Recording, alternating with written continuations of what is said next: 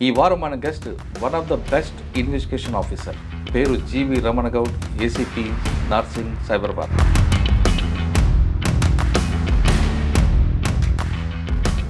Cinema actor Rajsharan అవ్వచ్చు, Johnny master, YouTuber Sai Harsha. Narsing లిమిట్స్లో అన్ని సంచలన కేసుల్ని 24 గంటలు తప్పితే 48 గంటలు దాన్ని బ్రేక్ త్రూ తేవడం ఆయన special.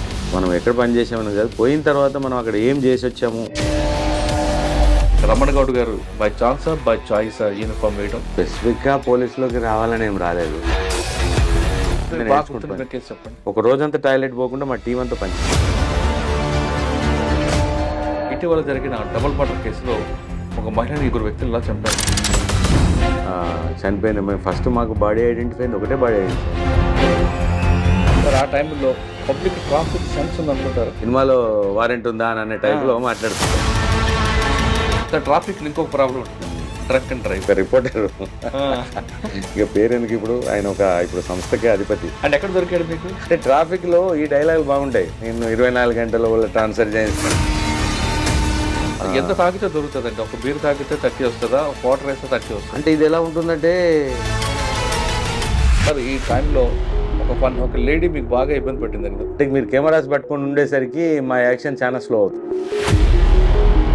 Guy is violating the law and showing హుషారీ చూపిస్తానంటే అంత భరించాల్సిన అవసరం లేదు. అన్నీ బాగుంటాయి కానీ అక్కడ ఒకటే హాస్టల్ నుంచి డబ్బులు వస్తాయి అన్నది ఎక్కువగా అనుకుంటారు చాలా మంది. డబ్బులు వస్తాయి సార్, డబ్బులు తీసుకోవాలనుకున్నాడు ఎక్కడైనా వస్తుంది. కానీ అంతకన్నా ముందు రాజ్ తరుణ్ కేసు కూడా నోటీస్ ఇచ్చి జానీ మాస్టర్ని అరెస్ట్ చేశారన్నది ఒక వివాదం. రాజ్ తరుణ్ కేసులో ఏంటి, ఫస్ట్ వచ్చిన కేసులో జానీ మాస్టర్ కేసులో కంప్లైంట్ ఏజ్ బిలో మైనర్ 18 అని పోక్సో యాక్ట్ వచ్చేటట్టుగా పెట్టారు. యూట్యూబర్ హర్ష, యూట్యూబరు ఆ ట్యూబర్ అని మాకేం తెలియదు.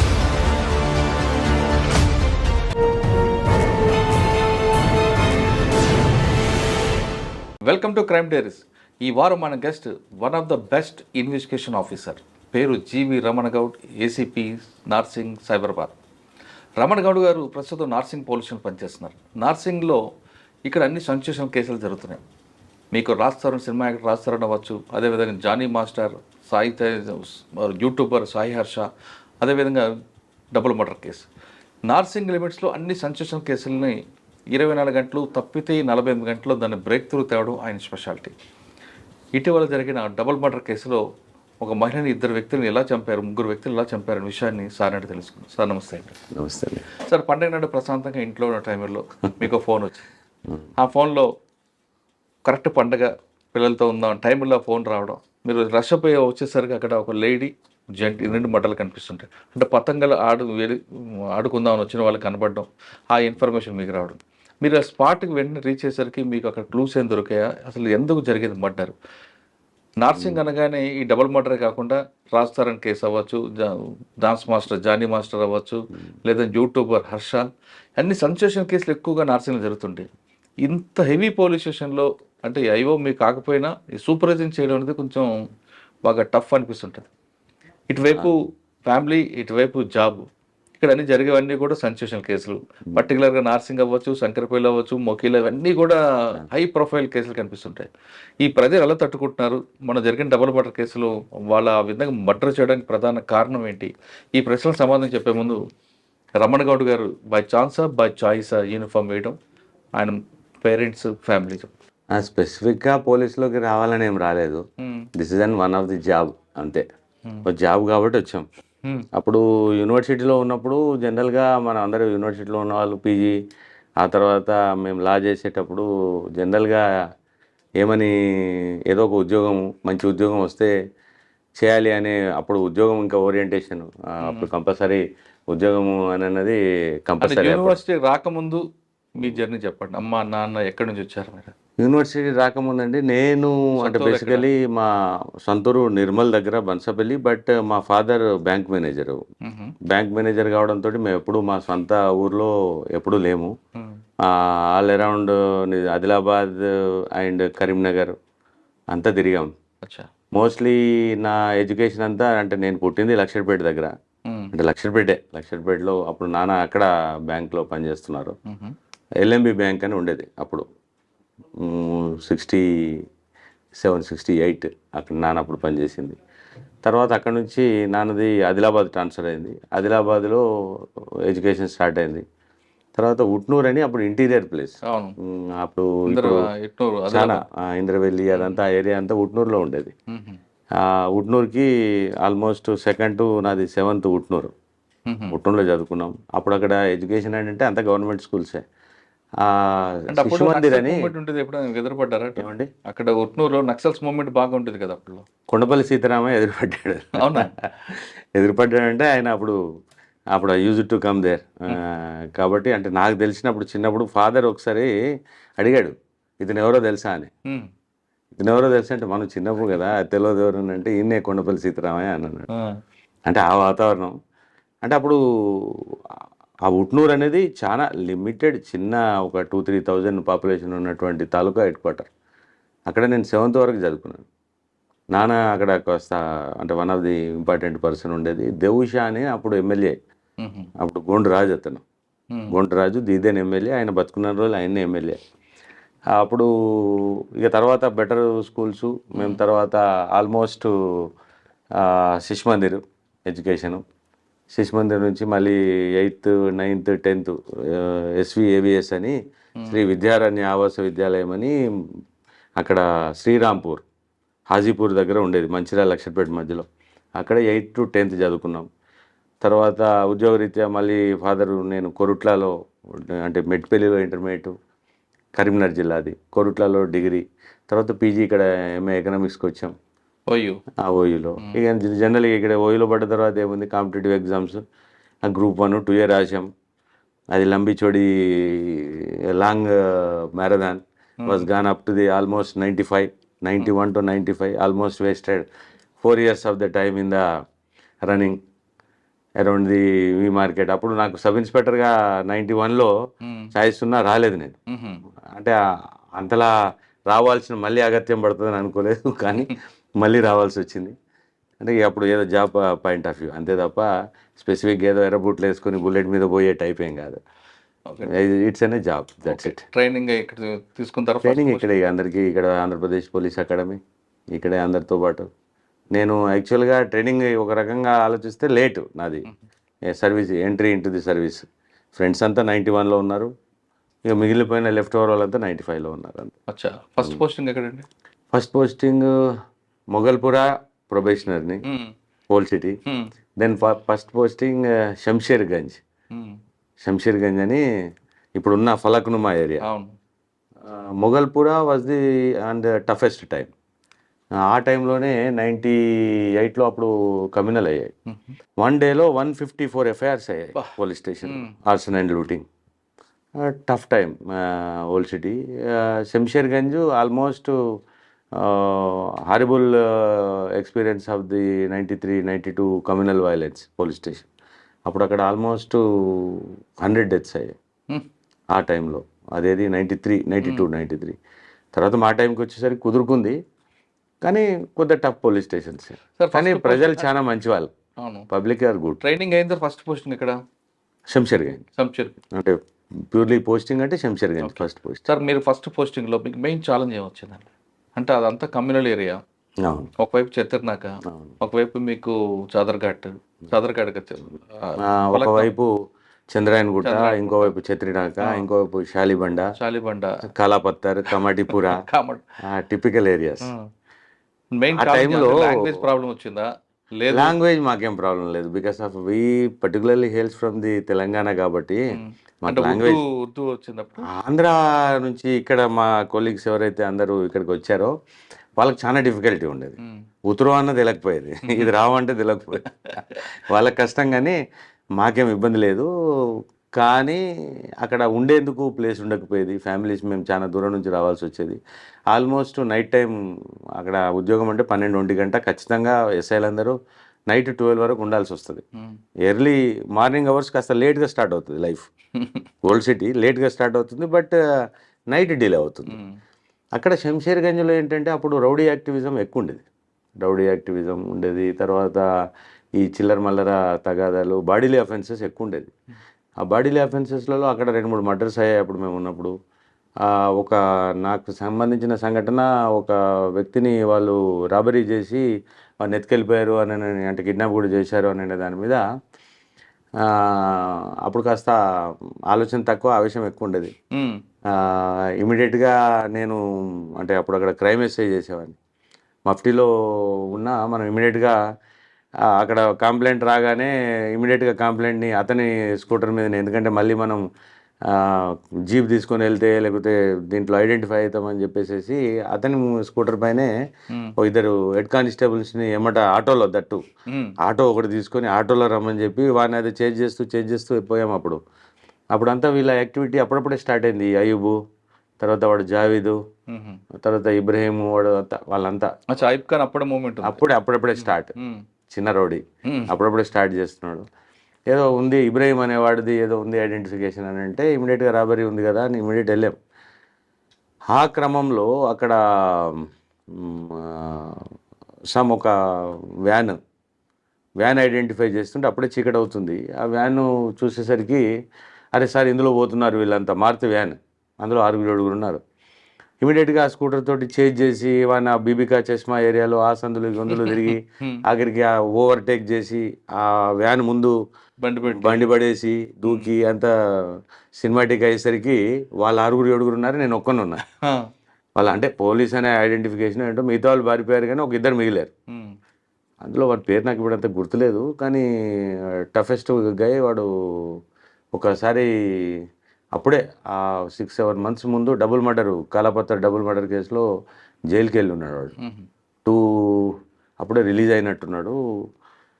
మైట్ బి అప్పుడు ఏజ్ 26, 28, 27 ఉంటుంది, యంగ్. ఒకరిని పట్టుకొని మనము వాడిని డీల్ చేస్తున్నంత లోపల వీడు నన్ను ఒక చాకుతోటి కొట్టాడు. చాకుతోటి కొట్టేసరికి ఇమీడియట్గా ఆ చాకు లక్కీలీ నాకంటే వాడు ఫిజికల్గా టఫ్గా ఉన్నాడు. ఆ లాగేసుకుని మనం అంటే కత్తి మన చేతిలోకి వచ్చింది. లక్కీలీ కత్తి చేతిలోకి రాగానే ఆ కంప్లైంట్ చేతిలోకి ఇచ్చా.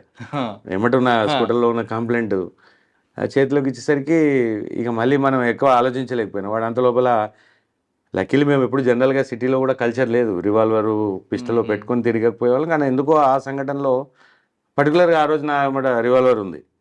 నేను వెంటనే రివాల్వర్ తీసేసరికి వాడు ఆ రివాల్వర్ పట్టుకున్నాడు. ఆ ఫైటింగ్లో ఆల్మోస్ట్ ఉన్న రౌండ్స్ అన్నీ ఫైర్ చేయాల్సి వచ్చింది. గన్తోటి ఫైరింగ్ అయిపోయింది. 5 రౌండ్లు అయిపోయాయి, చేతిలో రౌండ్స్ లేవు, అయిపోయాయి. వాడు కూడా లక్కీలే అది ఎక్కడ తగిలిందో ఏంటో వాడెవడో కూడా తెలియదు నాకు. అంటే ఆ సంఘటన కొద్ది బిటర్ ఎక్స్పీరియన్స్.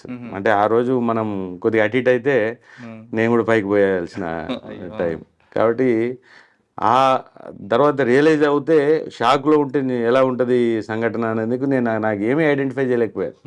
తర్వాత మా కొంత ర్యాంక్ ట్రాక్లో పోయింది సరిగ్గా గుర్తుపట్టక, అది అక్యూజ్ని సరిగ్గా గుర్తుపట్టలేకపోయేసరికి ఆ రోజంతా కన్ఫ్యూజ్ అయింది. ఇమీడియట్గా ఆ రోజు వాడు చనిపోయాడా మరి బతుకున్నాడా ఏంటి అనే గొడవలో అసలు మేము ఆ రోజంతా సౌత్ జోన్ అంతా అలర్ట్ చేశారు. సౌత్ జోన్లో ఏ చిన్న సంఘటన జరిగినా ఆల్మోస్ట్ కమిషనర్ గారి లెవెల్లో అలర్ట్ అయిపోయేది.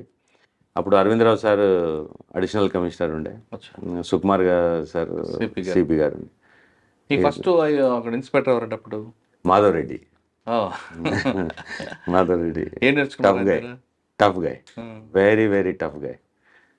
అంటే ఉండాల్సిన officer, legally sound, legally and documentation పాయింట్లో రియల్లీ సౌండ్, నేర్చుకోవాల్సింది టఫ్ గై. ఆయన దగ్గర చార్జ్ షీట్ వేయడం ఎలా నేర్చుకో చాలా బ్రహ్మాండంగా. సార్ కేసులు ఏవి కూడా చెప్పేవాడు 90 days దాటి ఆయన కేసు ఏది గ్రేవ్ కేసు చార్జ్ షీట్ ఉండకపోయేది. ఖచ్చితంగా 90 days లోపల చార్జ్ షీట్ వేసేవాడు. సార్ ఆయన చార్జ్ షీట్ వేసినప్పుడు కూడా ఎక్కడ లింక్ తెగిపోకుండా రాసేవాడు. Tough sir. అప్పటికే 60s లా చదివాడు. కానీ కొంత పోలీస్లో అలాంటి దాన్ని ఆఫీసర్స్ యాక్సెప్ట్ చేయరు. ఆఫీసర్స్ తోటి కదండి, కోపం అని ఏం కాదు ఆయనకు, కానీ చిన్నదానికి టఫ్గా నిలబడేవాడు కొద్దిగా, అంటే ఉండాల్సిన ఆఫీసర్. తర్వాత సెకండ్ పోస్టింగ్ నాకు ఆ శంషేర్గంజ్. ఈ ఇన్సిడెంట్ తర్వాత దెన్ ఆఫీసర్స్ ఛాయిస్ అడిగారు. అంటే మన రిక్వెస్ట్ అది మీద టార్గెట్ అయి ఉంటారు కదా. చాయిస్ అడిగితే నేను ఇక నెక్స్ట్ వెజ్ జోన్, అప్పుడు జోన్ పోస్టింగ్ ఇచ్చేవాళ్ళు. వెజ్ జోన్కి ట్రాన్స్ఫర్ అయ్యాను. వెజ్ జోన్లో అప్పుడు Gautam Sawang sir DCP sir దగ్గర అప్పుడు ఆప్షన్ అడిగితే బంజారా హిల్స్. అప్పుడు రామచంద్రన్ సార్ కొద్ది పరిచయం ఉండే కాబట్టి నేను అక్కడ సార్ ఉన్నారు సార్ నేను అక్కడికి వెళ్తానని ఆప్షన్ తోటే గౌతమ్ సార్ డీసీపీ, గోపీనాథ్ రెడ్డి గారు జాయింట్ సిపి ఆ టైంలో. Gopinath Reddy sir joint CP. నాకు సార్ అదే అడిగాడు, మన ఎస్ఆర్ నగర్ వెళ్తారా అని. నేనన్నా సార్ ఎస్ఆర్ నగర్ అంటే అక్కడ ప్రాపర్గా ప్లేస్ ఉండదు, కూర్చునేందుకు కూడా సరిగ్గా ప్లేస్ ఉండకపోయేది. అప్పుడే ఇది బంజారా హిల్స్ కొత్తగా పోలీస్ స్టేషన్ కట్టారు, అందులో కాస్త కూర్చునేందుకు ఒక ఎస్ఐ కంటూ ఒక రూమ్ గట్రా ఉంది సార్, నేను అందుకోసం బంజారా హిల్స్ వెళ్తాను అంటే సార్ నవ్వి నాకు అడిగిన ఛాయిస్ బంజారా హిల్స్ పోలీస్. అప్పుడు రామచంద్రన్ సార్ మీకు రామచంద్రన్ సార్ ఇన్స్పెక్టర్ గారు. ఆయన నేర్చుకున్నారు. సార్ దగ్గర ఎవరినైనా ఆఫీసర్ని మేనేజ్ చేయగలుగుతారు. సార్ దగ్గర ఈ టాలెంట్ ఉందిలేండి. సార్ కూడా అంటే హార్డ్ వర్కరు, ఖచ్చితంగా పోలీసింగ్ అంటే మాధవరెడ్డి సార్కి భిన్నమైన పోలీసింగ్, కానీ ఈ కెన్ డీల్ ఎనీ సిచ్యువేషన్. అవును, ఈ can deal any. Law and order control చేయడం ఆయన దగ్గర ఒక ట్రిక్ చాలా, అంటే డీల్ అదే అంటున్నా, ఈ can deal any type of situation, అది ఉందిలేండి టాప్ గై. అక్కడే ఉన్నాయా మీకు మెయిన్ బాగా గుర్తుండిపోయింది? బంజారా హిల్స్ అప్పటికి చాలా టఫ్ టైం సార్. అక్కడ ఏంటంటే బంజారా హిల్స్ నిజంగా కూడా 24 గంటలు మేము నైట్ అంటే డ్యూటీ ఆఫీసర్ చేసినా ఏమైనా ఉన్నా చాలా ఎక్కువ వర్క్. హై ప్రొఫైల్ ఉంటాడు, ఎక్యూజ్డ్ హై ప్రొఫైల్ ఉంటాడు, అందరూ హై ప్రొఫైల్ కేసులే. కొంత న్యూసెన్స్ వాల్యూ ఉండేది, కానీ అప్పుడు లక్కీలీ అంటే కొంత ఠాగూర్ సారు తర్వాత గౌతమ్ సాంగ్ సారు టఫ్ గా, తర్వాత వెంటనే ఠాగూర్ సార్ వచ్చాడు, కొన్ని రోజులు చేసిన తర్వాత ఉమేష్ షరఫ్ సార్ వచ్చారు. ఉమేష్ షరఫ్ సార్ దగ్గర నేర్చుకున్నది ఏంటంటే sir as it is as per the CrPC man, law తప్ప లా నుంచి ఒక 1 ఇంచ్ కూడా కిందికి దిగేవాడు కాదు. అది మాకు చాలా ప్రొటెక్షన్ ఉండేది. లా ప్రకారం ఉద్యోగం చేయడం చాలా ఈజీ ఎప్పుడైనా, యాజ్ పర్ ది లా ఎవరైనా కానివ్వండి, ఎదుటోళ్ళు ఎవరైనా ఉండనివ్వండి, that is the very easiest job. Law దిగి మనం ఈ మేనేజ్మెంట్ స్కీమ్స్ పెడితేనే కష్టం. మేనేజ్మెంట్ స్కీమ్స్ ఉద్యోగాలు చేయాలంటే సిటీలో ఒక మంచి అలవాటు ఏంటంటే ఆల్మోస్ట్ ఆల్ మేము సిటీలో ఉద్యోగం చేసాం కాబట్టి అంత సిఆర్పిసి ఉద్యోగమే చేసాం, పర్ఫెక్ట్ సిఆర్పిసి ఉద్యోగం. అందులో మనకి ఎదుటోళ్ళు ఎవరైతే ఏంటి, మనకేం అందులో పోయేదేం లేదు. ఏమంటే బాస్ చూసుకుంటాడు, బాగా చూసుకుంటారు. న్యాచురల్ కూడా బాస్ కూడా అప్పుడు ఉండేది మాకు. ఉమేష్ షరఫ్ సార్ ఆల్మోస్ట్ నేను సార్ దగ్గర ఫుల్ టర్మ్ చేశాను. యాజ్ ఇట్ ఈస్ సిఆర్పిసి కాబట్టి ఎంత టఫ్ ఎదుటి వ్యక్తి అయినా మాకు ఏం పెద్ద తేడా తెలియకపోయేది. జాబ్ చేసేవాళ్ళం, మా పని మేము చేసుకుని వెళ్ళిపోయేవాళ్ళం. తర్వాత కమిషనర్స్ కూడా, తర్వాత పేరవరం రాములు సార్ వచ్చారు, తర్వాత మహంతి సార్ వచ్చారు, అంటే కృష్ణారావు సార్ ఉన్నారు, మహంతి సార్ ఉన్నాడు, ఏకే మహంతి సార్ ఇలా అంటున్నారు. కృష్ణారావు సార్ కూడా పనిచేశారు అందరి. ఇప్పుడు కృష్ణారావు సార్ ఎంత టఫ్, తర్వాత మహంతి సార్ టఫ్, మధ్యలో ఆర్పి సింగ్ సార్ ఉండే, పర్లేదు కొద్దిగా మేనేజ్ అయ్యేది. కానీ అంటే మేము ఒక రకంగా సిపిగా, అంటే మేము కూడా అంటే సిపి లెవెల్లో మాకు పెద్దగా ఎస్ఐస్ తోటి ఏమి ఉండదు, కానీ చూసి నేర్చుకున్నది మాత్రం అనుకోకుండా కృష్ణారావు సార్ మాకు ఎలానే ఇక్కడ మా డైరెక్టరే ఉండే అకాడమీలో, అప్ప డైరెక్టర్ ఉండే. తర్వాత మళ్ళీ ఆయన ఆర్పి సింగ్ సార్ వచ్చారు, తర్వాత మహంతి సార్ వచ్చారు. సార్ కూడా ఏకే మహంతి సార్ కూడా as it is as per the లా ఉద్యోగం కాబట్టి యాజ్ పర్ ది లా ఉద్యోగం చేస్తే ఎవరికి ఏం ప్రాబ్లం ఉండదండి. కానీ కృష్ణారావు గారి దగ్గర మెమరీ ఉంటుంది సార్, ఆ మెమరీతో ఆయన నవ్విస్తూ పని చేసుకుంటాడు. చాలా అంటే మహంతి సార్ అంటే కొంచెం సీరియస్గా ఉంటాడు, కానీ మా కృష్ణారావు సార్ నవ్వుతారు, నవ్విస్తారు, పని చేయించుకుంటాడు. కానీ సార్ కూడా కాయిన్కి 2 వైపులు ఉంటుంది, స్టార్ షో 2 వైపులు ఉంటుంది. అవును, అంటే మంచి ఎక్స్పీరియన్స్, మంచి ఆఫీసర్స్ అందరు ఆల్మోస్ట్ యాజ్ పర్ ది లా ఇన్నేళ్ళు ఉద్యోగం చేసామనే సాటిస్ఫాక్షన్. నిజం కూడా నేర్చుకున్నది ఏంటంటే, ఒకసారి నేను ఉమేష్ షరఫ్ క్రైమ్ మీటింగ్లో నన్ను అన్నాడు ఏదో ఒక మాట, అది అంటే నాకు ఒక రకంగా తిట్టేది నాకు, కానీ అది నాకు నా లైఫ్ టైం గుర్తుండిపోయింది. ఒక ఇన్ఫ్లుయెన్స్లో సార్ ఇది ఇతను చెప్పడంలో అరెస్ట్ చేయలేకపోయామని చెప్పా, ఒక ఆఫీసర్ చెప్పడంలో అరెస్ట్ చేయలేక. ఇంకో కేసులో ఇతను చెప్పడంలో అరెస్ట్ చేయడం జరిగింది సార్ అని చెప్పా. సార్ ఆ సందర్భంగా are you IO or something అని అన్నారు. అది మా మాట అనేసరికి అది నాకు చాలా బాధ అనిపించింది. Since of that day I'm అంటే నా ఆత్మ అంటే నా అంటే ఒప్పుకునేంత మటుకు కాన్షియస్ ఒప్పుకునేంత మటుకు అప్పటి నుంచి ఆఫీసర్లు చెప్పే లీగల్లీ లేకపోతే ఈవెన్ ఆఫీసర్ చెప్పినా ఈయనకుంటా అలవాటు అయ్యాము. అంటే మీకు ఒక మంత్రం అది అంతే. మంత్రం అయిపోయింది. నిజం కూడా అది ఎంత పెద్ద మాట అంటే నిజంగా I should oblige by the my law, అంతే తప్ప వాళ్ళు చెప్పారు వీళ్ళు చెప్పారని I can't go on that of the merits అని. నిజంగా కూడా సిటీలో ఆల్మోస్ట్ నాలానే ఉంటారు అందరు మిగతా ఇన్స్పెక్టర్స్ కానీ. అప్పుడు మా జనరేషన్లో అప్పుడున్న బ్యాచ్లో దెబ్బకు సెట్ అయ్యాం అందరం లీగల్ ఉద్యోగం చేసుకోవాలని. నిజంగా కూడా లీగల్ ఉద్యోగం చేస్తే మనకి ఏం ప్రాబ్లం కూడా రాదు. అవును. తర్వాత అక్కడ నుండి బంజారాహిల్స్ నుంచి బంజారీస్లో 4 years ఆల్మోస్ట్ చేశాను సార్. తర్వాత నాకు ట్రాఫిక్ ట్రాన్స్ఫర్ అయింది. ట్రాఫిక్లో సార్ నాకు అసలు ట్రాఫిక్ చేయడం అప్పట్లో కొంత ఇష్టం లేకుండే. నేను పర్సనల్గా వెళ్ళి సార్ని అడిగా, ఎంవి కృష్ణారావు సార్ని, సిపి ఉండే. సార్ మీరు పోయిపోయి నన్ను ట్రాఫిక్ వేశారు సార్ అని అంటే, నో సెలెక్టెడ్గా ఎవరైతే నేను అనుకున్నానో అందరినీ, my first concern in the city is the traffic and the second is corruption ఆయన అన్నమాట ఆ రోజు. కాబట్టి మీ అందరు ఎవడెవడైతే ఉన్నాడో అందరినీ టఫ్ ఉన్న వాళ్ళందరినీ ట్రాఫిక్లో వేస్తున్నాం. అరే ఇదేంటి సార్ టఫ్ అంటారు మళ్ళీ ట్రాఫిక్లో వేసారు మీరు అని అంటే సార్ చమత్కారం ఎలా ఉంటుంది. నన్ను అందులో ట్రాఫిక్లో ఉద్యోగం చేయించాడు. కొన్ని రోజులు చేసిన తర్వాత ఇక మళ్ళీ సార్ ఉన్నంతసేపు ఉండి ఏదో మళ్ళీ బతుకు చూడడానికి ట్రాఫిక్ అప్పుడు ఏ జోన్ పంజాగుట్ట. అబ్బా పంజాగుట్ట టఫ్ ఉండేది. కొంచెం చేసి తర్వాత మళ్ళీ సిసిఎస్ పెట్టుకొని అప్పుడు డీడీ ఉండే కదా, డీడీకి వచ్చాం. డీడీకి అదే టైంలో సార్ ఇంట్లో ఒక్కొక్కటి తప్పిపోతుంది, అది నిమిషంలో దొరుకుతుంది, అది గుర్తుందా? నాకు గుర్తులేదు. ఎస్ఆర్ నగర్లో ఉన్నప్పుడు ఎస్ఆర్ నగర్లో ఉన్నప్పుడు ఒక జడ్జి గారి కుక్క తప్పిపోయింది. సార్ కుక్క కూడా తప్పిపోతుంది, కమిషనర్ గారి కుక్క మాయం. అది నాకు ఐడియా లేదు. మా దగ్గర అప్పుడు బంజారీస్లో ఉన్నప్పుడు ఒక జడ్జి గారి కుక్క తప్పిపోయింది. తప్పితే అప్పుడు అదే తతంగం ఉంటుంది, కానీ దానికి అంత పెద్ద ఇంపార్టెన్స్ కాదు. మా ఇన్స్పెక్టర్ చాలా బాధపడిపోయాడు. అప్పుడు మా సిఐ వైటీఆర్ ప్రసాద్ సార్ ఉండే, ఇలాంటి కేసులు కూడా చేయాల్సి వస్తుంది మా కర్మ అని. సార్ ట్రాఫిక్ తర్వాత సార్ మళ్ళీ ఎక్కడ ఇచ్చారు? ట్రాఫిక్ తర్వాత నేను crime branch white colour offence అంటే ఈఓడబ్ల్యూ టీమ్ సిసిఎస్ చేసాం. అది సాటిస్ఫాక్టరీ.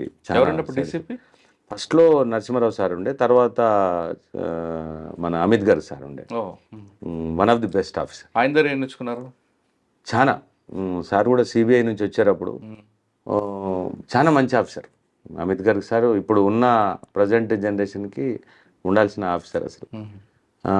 లక్కీలీ ఆయన దగ్గర ఒక స్టైల్ ఉంది. ఒక మర్డర్ జరిగిందంటే ఆ సీన్ ఆఫ్ ఎఫెన్స్ సీన్ దగ్గర నుంచి మిస్ కాడు, ఆయన అక్కడే కూర్చుంటాడు, దాన్ని అక్కడి నుంచి ఆయన యాక్షన్ చెప్తుంటారు. బంజారాస్లో కూడా అలాగే చేశారు ఆయన. అంటే మేము సార్ దగ్గర నేర్చుకుంది ఏంటంటే, సార్ కూడా అనుకోకుండా సిబిఐ కలకట్టా నుంచి ఇక్కడికి వచ్చారు అప్పుడు. కాబట్టి ఈ ఈఓడబ్ల్యూ నాదంటే అంటే వైట్ కలర్ అఫెన్స్ అనేవాళ్ళం. అప్పుడు ఆ టీంలో అప్పుడు తక్కువ ఉండేది. సిసిఎస్ అంతా 12-11 మంది ఇన్స్పెక్టర్స్, ఒక 20-25 మంది ఎస్ఐస్, 2-3 ఏసీపీలు ఉండేవాళ్ళు. ఇప్పుడు చాలా స్ట్రెంత్ పెరిగింది, కానీ అంటే క్రైమ్ కూడా పెరిగింది, స్ట్రెంత్ బిల్డింగ్ కూడా అలాగే ఉంటుంది కదా. ఆ బిల్డింగ్ దారుణంగా ఉండేది. కానీ మోస్ట్ సాటిస్ఫైడ్ జాబ్. అంటే అంత సాటిస్ఫాక్షన్ ఉంది. మంచి మంచి కేసులు చేసాం అక్కడ. ఏ ఇంపార్టెంట్ కేసు వచ్చినా మా టీంకి ఇచ్చేవారు. అప్పుడు మా టీంకి మా ఇన్స్పెక్టర్ వైటీఆర్ ప్రసాద్ సార్ ఉండేది. సార్ కూడా ఆల్మోస్ట్ 9 years సిబిఐలో పనిచేశారు, వైజాగ్ సిబిఐ. కాబట్టి ఆ ఎక్స్పీరియన్స్ తోటి మా టీం వచ్చేది. మేము కూడా చాలా కష్టపడ్డా రాత్రి 2-3 గంటల వరకు పనిచేసినా ఆఫీసర్స్ మంచి వాళ్ళు ఉండేవాళ్ళు, ఎంకరేజింగ్ ఉండేవాళ్ళు. కాబట్టి నవ్వుతూనే పనిచేసేవాళ్ళు. రాత్రి 2-3 చెప్పండి. ఈఓడబ్ల్యూలో సరే అప్పుడు మిట్టల్ అని చెప్పేసి ఇక్కడ mittalfin.com అని చెప్పేసి ఒకటి ఇక్కడ నారాయణగూడలో ఓపెన్ చేశాడు. అప్పుడు వాడు ఇక్కడ స్టేట్ వైడ్ ఫ్రాంచైజ్ కాల్ఫర్ చేసి వాడు ఆల్మోస్ట్ ఒక 4 crores ఫ్రాంచైజ్ పేరు మీద డబ్బులు వసూలు చేసేసి ఇక్కడ నుంచి ఎత్తేసాడు. ఇది బిచాన్ ఎత్తేసాడు. అది అప్పుడు నారాయణగూడ పోలీస్ స్టేషన్లో కేసు రిజిస్టర్ అయ్యి ఆ రోజు అక్కడ పోలీస్ స్టేషన్ ముందా 100-200 మంది గొడవ చేస్తున్నారంటే ఆర్పి సింగ్ సార్ ఇమీడియట్గా కేసుని సిసిఎస్కి ట్రాన్స్ఫర్ చేయండి అని చెప్తే ఆ కేసు అయిన రిజిస్టర్ అయిన ఆ ఒక్కరోజు అటు ఇటుగా అమిత్ గారు సార్ అక్కడికి డీసీపీగా వచ్చారు. ఆ కేసు మా టీంకి ఇచ్చింది. ఆ టీంలో నాకు తెలిసి సార్ తోటి 1-2 daysలోనే నేను మాట్లాడిన. సెకండ్ డే నేను కలకత్తా వెళ్ళాను ఇలానే అక్యూజ్ని ఇమీడియట్గా పట్టుకుందాం అని. అప్పుడు ఎస్ఐగా వెళ్ళిపోయేవాళ్ళం అని. అప్పుడు ఇప్పటిలాగా ఫ్లైట్లు వేసుకుని పోయేంత ఇప్పుడు ట్రైన్లే కదా. స్పీడ్లు ఏమి లేవు, ట్రైన్లోనే పోయాం. ఆ, అక్కడ ఆల్మోస్ట్ వాడు అంటే సార్ ఏం చెప్పాడంటే, మీరు అక్కడ వెళ్ళిన తర్వాత మీరు అక్కడ సిబిఐ ఇన్స్పెక్టర్ ఉంటారు అక్కడ, సార్కి అక్కడ పనిచేసి వచ్చారు కాబట్టి మీరు అతని అసిస్టెన్స్ తీసుకోండి అని చెప్తే అసిస్టెన్స్ తీసుకున్నాం. నెక్స్ట్ మాకు అక్కడ సిబిఐ వాళ్ళు చాలా కోఆపరేట్ చేశారు. ఆ సిబిఐ ఆఫీసర్ ఏం చేశాడంటే కొద్దిగా కాన్ఫిడెన్స్ ఎక్కువైపోయి అక్యూడ్ మీద డైరెక్ట్గా వాడిని టచ్ చేసేసారు ఇల్లుని. దాంతో వాడు జంప్ అయిపోయాడు. జంప్ అయిపోయిన తర్వాత మేము ఒక 10-15 days ట్రై చేసాం. ఆ టైంలో 15 days stay there for almost roaming around that Calcutta, Tollygunge, Giliganj. Fail అయ్యాం. ఫెయిల్ అయిపోయిన తర్వాత రిటర్న్ వచ్చాం. సార్ దాని మీద కాస్త మా మీద కోప్పడ్డాడు, ఫెయిల్ అయ్యి వచ్చారు మీరు. నాకు కూడా అనిపించింది దీన్ని ఛాలెంజింగ్గా తీసుకోవాలి, ఫెయిల్ అయ్యి రావడం అంటే ఇష్టం లేదని. ఆ కేసులో ఐ థింక్ 4 times మేము Calcutta and Siliguri, west Bengal, UP, Madhya Pradesh ఇవన్నీ తిరిగాం. ఆల్మోస్ట్ 15,000 kilometers తిరిగాం వాని కోసం. సార్ ఇప్పుడంటే ఫ్లైట్, అప్పుడంటే ట్రైన్స్. ఆ ట్రైన్లో కూడా మీకు పాస్పోర్ట్ తీసుకెళ్ళి వెళ్ళాలి. మీరు హైదరాబాద్ నుంచి కోల్కతా వెళ్ళాలంటే ఈస్ట్ కోస్ట్ ఎక్స్ప్రెస్ ఏదో ఎక్కేవారు. మీకు రిజర్వేషన్ లేకుండా ఏ విధంగా తిరిగేవారు? మేము అప్పుడు ఏం చేసేవాళ్ళం అంటే మా ఎంబడ అది ఇన్వెస్టిగేటింగ్ ఆఫీసర్ స్టాంప్ పెట్టుకునే వాళ్ళం. ఈక్యూ కోటాకు సీట్స్ ఉంటాయి, ఈక్యూ కోటా సీట్స్ ఉండేవి. ఏ కేసులో అయితే బయలుదేరుతామో అప్పుడు వెంటనే అక్కడికి వెళ్ళి ఆ రైల్వే ప్లాట్ఫామ్ అక్కడ ఆఫీస్కి వెళ్ళి అందులో ఈక్యూ కోటా వేసి ఈక్యూ కోటాలో ట్రై చేసుకొని రిజర్వేషన్ తీసుకొని ట్రై చేసాం. ఒక్కోసారి లేకపోతే మామూలు జనరల్ పోలేరు కదా, దాంట్లో కూడా పోవాల్సిందే. వెళ్ళిపోయేవాళ్ళు. సార్ మీరేమో ట్రైన్లో వెళ్తారు, ఎక్కిజుడు మెట్టెల్ అన్నాడు బాగా ఫైనాన్షియల్ వాడు బాగుండేవాడు, వాడు కార్లో వెళ్ళేవాడు. మరి ఎలా మీరు ట్రేస్ చేస్తారు? అందుకోసమే చాలా టైం పట్టింది అది. Almost it took me for apprehending that metal for almost 1 year. 1 year time పట్టింది. 4th time నేను ఎప్పుడైతే సిలిగురి అని వెస్ట్ బెంగాల్ బార్డర్ జల్పాయిగురి దగ్గర దిగి వెళ్ళాలి, that is journey of almost 36 hours from the Hyderabad. 4th time వెళ్తుంటే అమిత్ గారు సార్ అడిగారు, ఏం నీకు మనసు అది వాడు దొరకడు, ఆగు నువ్వు అని అన్నాడు. లేదు సార్ ఇది లాస్ట్ అటెంప్ట్, ఒకసారి నేను చేసి వస్తాను సార్. ఏం క్లూ ఉందని వెళ్తున్నావు అన్నాడు. అంటే ఇక్కడ నుంచి ల్యాండ్ లైన్ నుంచి అక్కడికి ఒక కాల్ ఉంది సార్, ఒక కాల్ ఉంది అని అన్నాడు. ఎప్పటి కాల్ అన్నాడు. 6 months బ్యాక్ కాల్ సార్ అని. అంటే అప్పుడు ఆ ఎఫ్ఐఆర్ అయ్యాకంటే ముందు 6 months బ్యాక్ కాల్ సార్ అన్నాడు. ఈ ఒక్క కాల్ మీద వర్కౌట్ అవుతుందా అని అన్నాడు. కానీ ఎందుకో నాకు అది పోదాము అని చెప్పేసి వెళ్ళాం. లక్కీలీ ఆ టైంలో ఎక్కడ సిలిగురి, సిలిగురి 36 hours జర్నీ చేసి ఇక్కడ సిలిగురిలో ఉండి ఆ కనెక్టెడ్ వాళ్ళ ఒకడు బ్లాక్ మ్యాజిక్ వాడు ఒకడు ఉండే. ఆ బ్లాక్ మ్యాజిక్ ఏదో లింక్ దొరికితే వాడు ఎక్కడ మొఘల్ సరాయ్ వారణాసి దగ్గర ఉండే జంక్షన్ రైల్వే స్టేషన్ ఆ నుంచి ఒక 50-60 kilometers దాంట్లో ఉంటుంది. వాడికి వీడికి లింక్ ఉంది అని అంటే వాని దగ్గరికి ఇంకో టీం పంపించి మళ్ళీ ఇక్కడ నుంచి కలకట్టా నుంచి కోఆర్డినేట్ చేసుకొని అల్టిమేట్గా అప్పుడు 15 రోజులు ఉండి వాడిని కలకట్టాలో మళ్ళీ పట్టుకున్నాం. మిటల్ ఎంత వాడు చీటర్ అంటే వాడి మీద ఆల్రెడీ అప్పటికే నేపాల్, లక్నో, మన కొచ్చిన్, ఒడిశా ఇవన్నీ కేసులు ఉంటాయి, అన్నీ డిటెక్ట్ అయ్యాయి. అది సాటిస్ఫాక్టరీ జాబ్ ఇన్. సార్ సాధారణంగా ఎక్యూజన్ లిఫ్ట్ చేయడానికి మార్నింగ్ టైంలో ఎంచుకుంటారు, అందుకు ఒకటి. 2 యూనిఫామ్ వేసుకుని వెళ్తే బెటరా, యూనిఫామ్ లేకుండా సివిల్ వెళ్తే బెటరా? శాస్త్ర ప్రకారం యూనిఫామ్లో వెళ్ళి అరెస్ట్ చేయాలని ఉంటుంది, కానీ యూనిఫామ్లో వెళ్తే ఎవడో దొరకడు. ఎందుకంటే యూనిఫామ్లో కాల్చుకొని కూర్చుంటాడా. తతంగం అంతా కంప్లీట్ చేయాల్సి వచ్చేటప్పుడు యూనిఫామ్ బ్యాడ్జ్, నీ నేమ్ ప్లేటు అవన్నీ ఉంటాయి, అవన్నీ రాస్తాం. కానీ జనరల్గా మేము సిసిఎస్లో కూడా యూనిఫామ్ ఏమి ఉండదు, మామూలుగానే మఫ్టీలోనే జాబ్ చేసేవాళ్ళం. ఐడి కార్డ్ ఎమ్మడి ఉంటుంది, ఐడి కార్డ్ ఖచ్చితంగా. కానీ మీరు తీసుకొస్తారు, కొంతమంది ఏం చేస్తారు, మిమ్మల్ని ఇబ్బంది పెట్టడానికి ఎవరో వ్యక్తులు వచ్చారు కిడ్నాప్ చేశారని. తప్పకుండా అలా కూడా మా మీద కూడా కేసులు రిజిస్టర్ అయ్యాయి. నా మీద ఢిల్లీలో రిజిస్టర్ అయింది, కలకట్టాలో ఒకసారి కేసు అయింది. అవుతాయి అంటే, కానీ లీగాలిటీ ఎప్పుడు ఆల్వేస్ ప్రివేల్స్. కాబట్టి మేము కూడా కంపల్సరీ అక్కడ లోకల్ పోలీస్ స్టేషన్లో ఇన్ఫార్మ్ చేసేస్తాం ఇమీడియట్గా. పట్టుకునేటప్పుడు ఒకవేళ మేము ఎప్పుడైనా ఎమర్జెన్సీ ఉందంటే వాళ్ళ సహాయం తీసుకోకుండా దొరికిన తర్వాత అయినా ఖచ్చితంగా లోకల్ పోలీస్కి ఇస్తే వాళ్ళు ఇంటిమేట్ చేస్తారు కదా, ఇన్ఫర్మేషన్ లీక్ చేస్తారు. ఆ డౌట్ తోటే మేము కూడా జనరల్గా రిస్క్ తీసుకుంటాం. కానీ ఇప్పుడున్న కండిషన్లలో రిస్క్ తీసుకోవడం అవసరం లేదు. కానీ అప్పట్లో ఎర్లీ మార్నింగ్ ఎందుకంటే లిఫ్టింగ్ ఉంటుందండి. ఎర్లీ మార్నింగ్ కదా మరి, వాడు వచ్చి పడుకునే నైట్లో కదా వాడు, లేకపోతే మేము లేట్ నైట్ లొకేషన్స్ తీసుకునే పోతాం. లేట్ నైట్ లొకేషన్స్ ఒక దగ్గర వచ్చాయి, ఒక 10 లొకేషన్స్ వచ్చినాయంటే దాని అర్థం వాడు అక్కడ ఉంటుండని అర్థం. లేట్ నైట్ సిడిఆర్లు లేకపోతే మనం ఇప్పుడు కదా అప్పట్లో అప్పట్లో కూడా సిడిఆర్స్ ఉండే, అంటే 2004 నుంచి మెల్లిగా సిడిఆర్స్. సార్ మీరు ఆ మిట్టల్ గ్యాంగ్ కోసం దాదాపు సంవత్సరం తిరిగారు కోల్కతా. మీకు పాస్పోర్ట్ ఇచ్చిన ఇంకా ఎక్స్పెండిచర్ చాలా ఉండదు, చెప్పాలని ఎక్స్పెండిచర్ ఉంటుంది. అదంతా గవర్నమెంట్ పే చేసుకుందా లేదా మీ పాకెట్లో పెట్టుకుని మాట పడ్డామని చెప్పి? పూర్తిగా చేయదు. మనకున్న కండిషన్స్, మనకున్న అన్ని ఫెసిలిటీస్ గవర్నమెంట్ ఏం కల్పించలేదు. గవర్నమెంట్ వాళ్ళ శాస్త్ర ప్రకారం 200 రూపాయలు ఇస్తారు పర్ డే. తప్పదు. 200 రూపాయలు ఏమొస్తుంది అక్కడ? అదే తప్పదు, అది పెట్టుకుని చేసుకోవాలి మనం. సాటిస్ఫాక్షన్ ఉంటుంది. ఓకే. సిసిఎస్ తర్వాత ఎక్కడికి వచ్చారు? తర్వాత అక్కడ నుంచి టాస్క్ ఫోర్స్ వెళ్ళానండి. టాస్క్ ఫోర్స్ కూడా ఎందుకు వెళ్ళానంటే, టాస్క్ ఫోర్స్ పోవడం నాకు నిజంగా పెద్ద ఇష్టంగా లేకుండే అప్పుడు. నా 3 years టర్మ్ అయిపోయింది ఆల్మోస్ట్ సిసిఎస్లో. అప్పుడు Rajiv Trivedi sir additional commissioner crimes ఉండే. ఏదో చిన్న విషయంలో మా ఒక ఇమీడియట్ ఆఫీసర్ తోటి గొడవై నేను చెప్పా, నేను సార్ ఎక్కడ వాల్యూ లేని దగ్గర నేను పనిచేయను, I have to shift from this place to some another place sir which is nearer to the my house. హైదరాబాద్లో సిటీ పోలీస్లో always our preference is to be the near to the residence. అంతే తప్ప ఈ police station ఆ police station అని పెద్దగా priorities ఏమి ఉండకపోయేవి. ఇప్పుడు డిస్టిక్లలో ఈవెన్ సైబరాబాద్లో ఉన్నట్టుగా అదే శాంతినగర్ దగ్గరలోనో దగ్గరలోనో క్వార్టర్స్ ఎక్కడ ఉంటే దగ్గర. అప్పుడు మాకు బేగంపేట క్వార్టర్స్. బేగంపేట అదే మూడే కదా. మూడే బేగంపేట క్వార్టర్స్లో ఇంటి దగ్గర ఉండాలని కోరుకున్నాం. బేగంపేట క్వార్టర్స్లో ఉన్నప్పుడు నేను అడిగిన పోస్టింగ్ కూడా ఏంటంటే, సార్ ఆ బేగంపేట నియర్ బై ఏదైనా పోస్టింగ్ ఇవ్వండి, లేకపోతే నార్త్ జోన్ టాస్క్ ఫోర్స్ ఇవ్వండి. నార్త్ జోన్ టాస్క్ ఫోర్స్ అంటే అప్పుడు బల్విందర్ సింగ్ సార్ అప్పుడు కమిషనర్ అండి. అప్పుడు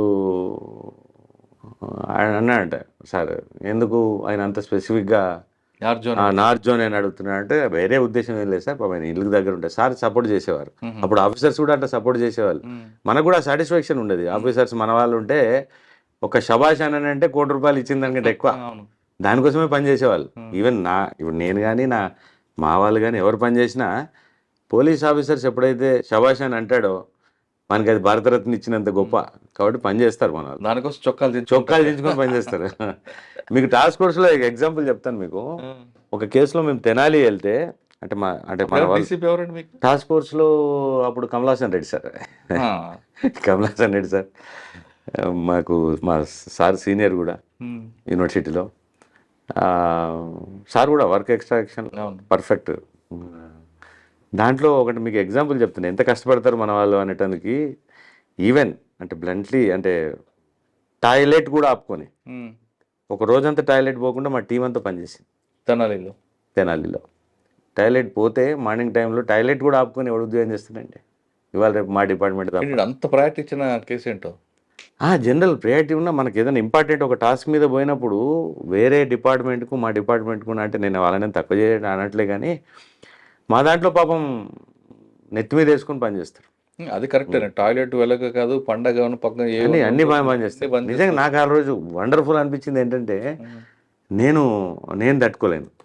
నేనేం చేశాను, నేను నాతోటి కాదురా బాబు నేను వెళ్తున్నానని చెప్పి నేను ఒక ఆడ నుంచి ఒక టౌన్ తెనాలి 10 కిలోమీటర్లు ఉంటే నేను వెళ్ళిపోయా.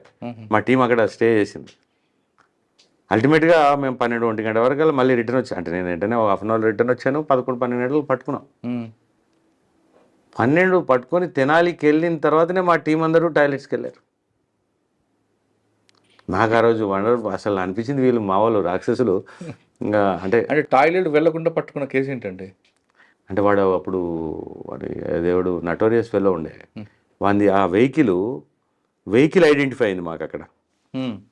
ఇంట్లో ఐడెంటిఫై అవ్వట్లేదు. ఆ చుట్టుపక్కల మనం జరిగితే దూరం వెళ్ళిపోతే ఆ వెహికల్ ఏమైనా సడన్గా వెళ్ళిపోతే మళ్ళీ ఇబ్బంది అవుతుంది అనే ఉద్దేశంతో పట్టుకోవాల్సి వచ్చింది. వాడు ఆశ్చర్యపోయాడా? ఈ కండిషన్ వాడికి తెలియదు కదా. అంటే జనరల్ చెప్తున్నాను, చేస్తారు మా వాళ్ళు. ఇప్పుడు ఈవెన్ ఈ డబుల్ మర్డర్ కేసులో కూడా చూడండి. డబుల్ మర్డర్ కేసులో మనం ఆ రోజు అసలు యాక్చువల్గా ఉదయం పూట మాకంతా ఇక్కడ ఏంటది టీఆర్ఎస్ వాళ్ళ కౌశిక్ రెడ్డిది గొడవ నడుస్తాము. పొద్దున్నే మేము అలర్ట్ అయ్యాము. ఆ రోజు పండుగ 8 గంటలకల్లా అందరు రోడ్ల మీదకి ఎక్కడో అక్కడ పనిలో ఉన్నాం. ఆ టైంలో ఈ ఫోన్ వచ్చింది. ఎంత 36 hours లోపల పట్టుకోగలిగాం. ఫస్ట్ అయితే అన్ఐడెంటిఫైడ్, ఇద్దరు ఎవరో తెలియదు, ఇతను ఎవరో తెలియదు. చనిపోయిన ఫస్ట్ మాకు బాడీ ఐడెంటిఫై అయింది, ఒకటే బాడీ ఐడెంటిఫై అయింది. ఒక 10 నిమిషాల తర్వాత ఆ పక్కన ఇంకో పొదలో మళ్ళీ ఈ బాడీ ఐడెంటిఫై అయింది. ఫస్ట్ మెయిల్ ఫీమేల్ అయ్యింది, ఫిమేల్ ఐడెంటిఫై అయింది, తర్వాత మేల్ ఐడెంటిఫై అయింది. అంటే ఎంత చూడండి, ఎంత ఇమీడియట్గా మా వాళ్ళందరూ రష్ అయితే ఫస్ట్ కేసు క్యాజువల్గా ఉన్నాం.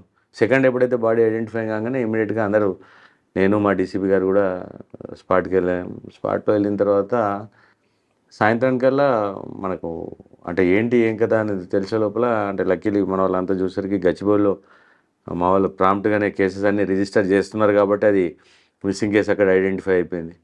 ఇక్కడ వనస్థలపురంలో కాదు, గచ్చిబౌలిలో ఫస్ట్ కేసు మేల్ది గచ్చిబౌలి. తర్వాత వెంటనే నెక్స్ట్ ఇమీడియట్గా ఈ ఉమెన్ బాడీ వనస్థలిపురంలో మిస్సింగ్ కేసు ఉండడం, దాంతో ఆ మిస్సింగ్ కేసులు గిట్ట లేకపోయి ఉంటే కొద్ది ఇబ్బంది అయ్యేది.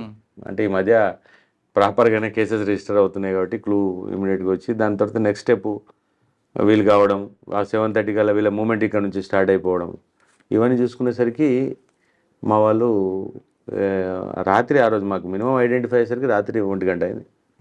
నైట్ 1 గంట కన్నా మార్నింగ్ 8 o'clock కల్లా మా వాళ్ళు ఇక్కడ బయలుదేరాల్సి వచ్చింది.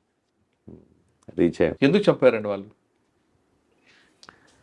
చెప్పడం అంటే మెయిన్గా ఈ ఇల్లీగల్ రిలేషన్స్, మెయిన్గా ఈ మధ్య అవుతున్న మర్డర్లలో 70% ఇల్లీగల్ రిలేషన్స్, వీటి ద్వారా సెక్సువల్ జెలసీస్, ఇల్లీగల్ రిలేషన్స్. ఈ అమ్మాయికి ఆల్రెడీ 2-3 పిల్లలు, భర్త ఉన్నాడు. వాళ్ళని వదిలేసి 3వ తారీఖు నాడు వనస్థలిపురం నుంచి ఇక్కడ ఎవరో మహేష్ అనేవాడు వ్యక్తి ఏమడ, ఈడ అంకిత్ ఇప్పుడు చనిపోయిన వ్యక్తి ఏమడ ఇక్కడికి వచ్చేసింది నానకరాముడకి. వీళ్ళిద్దరికి పరిచయం అలాగండి. అంతకుముందు ఇక్కడ మన ఈ కొల్లూరు ప్రాంతంలో వాళ్ళు ఇక్కడ పనిచేశారు. వాళ్ళ బ్రదర్స్ కూడా ఇక్కడ పనిచేస్తున్నారు. ఇప్పుడేమో శంకర్పల్లి లో ఫామ్ హౌస్లో పనిచేస్తున్నారు. ఆ టైంలో వీళ్ళు కూడా ఇక్కడ ఈ నియర్ బై ప్లేసెస్ కాబట్టి వీళ్ళకి అప్పటి నుంచి పరిచయం ఉంది. పరిచయం ఉండి వీళ్ళు ఎప్పుడైతే కాస్త ఈ ఇల్లీగల్ దిస్ థింగ్ని స్మెల్ చేసి వీళ్ళ హస్బెండ్ వీళ్ళ ఫ్యామిలీని అటు షిఫ్ట్ చేసుకున్నాడు. కానీ బట్ వీళ్ళు రిలేషన్ కంటిన్యూ చేసినట్టున్నారు. తర్వాత వాళ్ళు అక్కడ నుంచి తీసుకొని రావడం, వీళ్ళ మోజులో పడి ఆ అమ్మాయి కూడా ఫ్యామిలీని కాదనుకొని కొంత illegal even might be prostitution side convert అయింది. ఇప్పుడు బాయ్ ఫ్రెండ్ ఉన్నాడు, తర్వాత ఈమె మరి ఇంకొక సెక్స్ వర్కర్ ఎందుకు మారింది? అంటే ఫైనాన్షియలే ఉంటుందండి, ఏముంటుంది ఫైనాన్షియల్. ఇప్పుడు ఇవాళ రేపు సెక్స్ వర్కర్స్గా ఫైనాన్షియల్ అప్లికేషన్స్ తోటే టర్న్ అవుతారు. అంటే ముందు రోజు ఇంట్లో తీసుకొచ్చి పెట్టుకున్నారా ఆయన? థర్డ్ నాడు అంటే ఆల్మోస్ట్ 10 రోజులు ముందు నుంచి ఇటే ఉంది ఆ అమ్మాయి.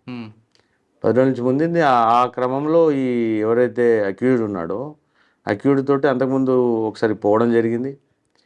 మళ్ళీ అప్పుడు పోయినప్పుడు ఏదో వీడియో తీశాడు అనే కోపంతో వీడియో, అంటే వాళ్ళిద్దరి మధ్యన ఆ టైంలో వీడియో తీస్తాడా, వీడు తీశాడు అనే కోపంతో ఈయనకి ఏదో చెప్పినట్టుంది ఈ చనిపోయిన డిసీజ్డ్కి. దాని మీద వాళ్ళిద్దరికి ఏదో గొడవ అయింది.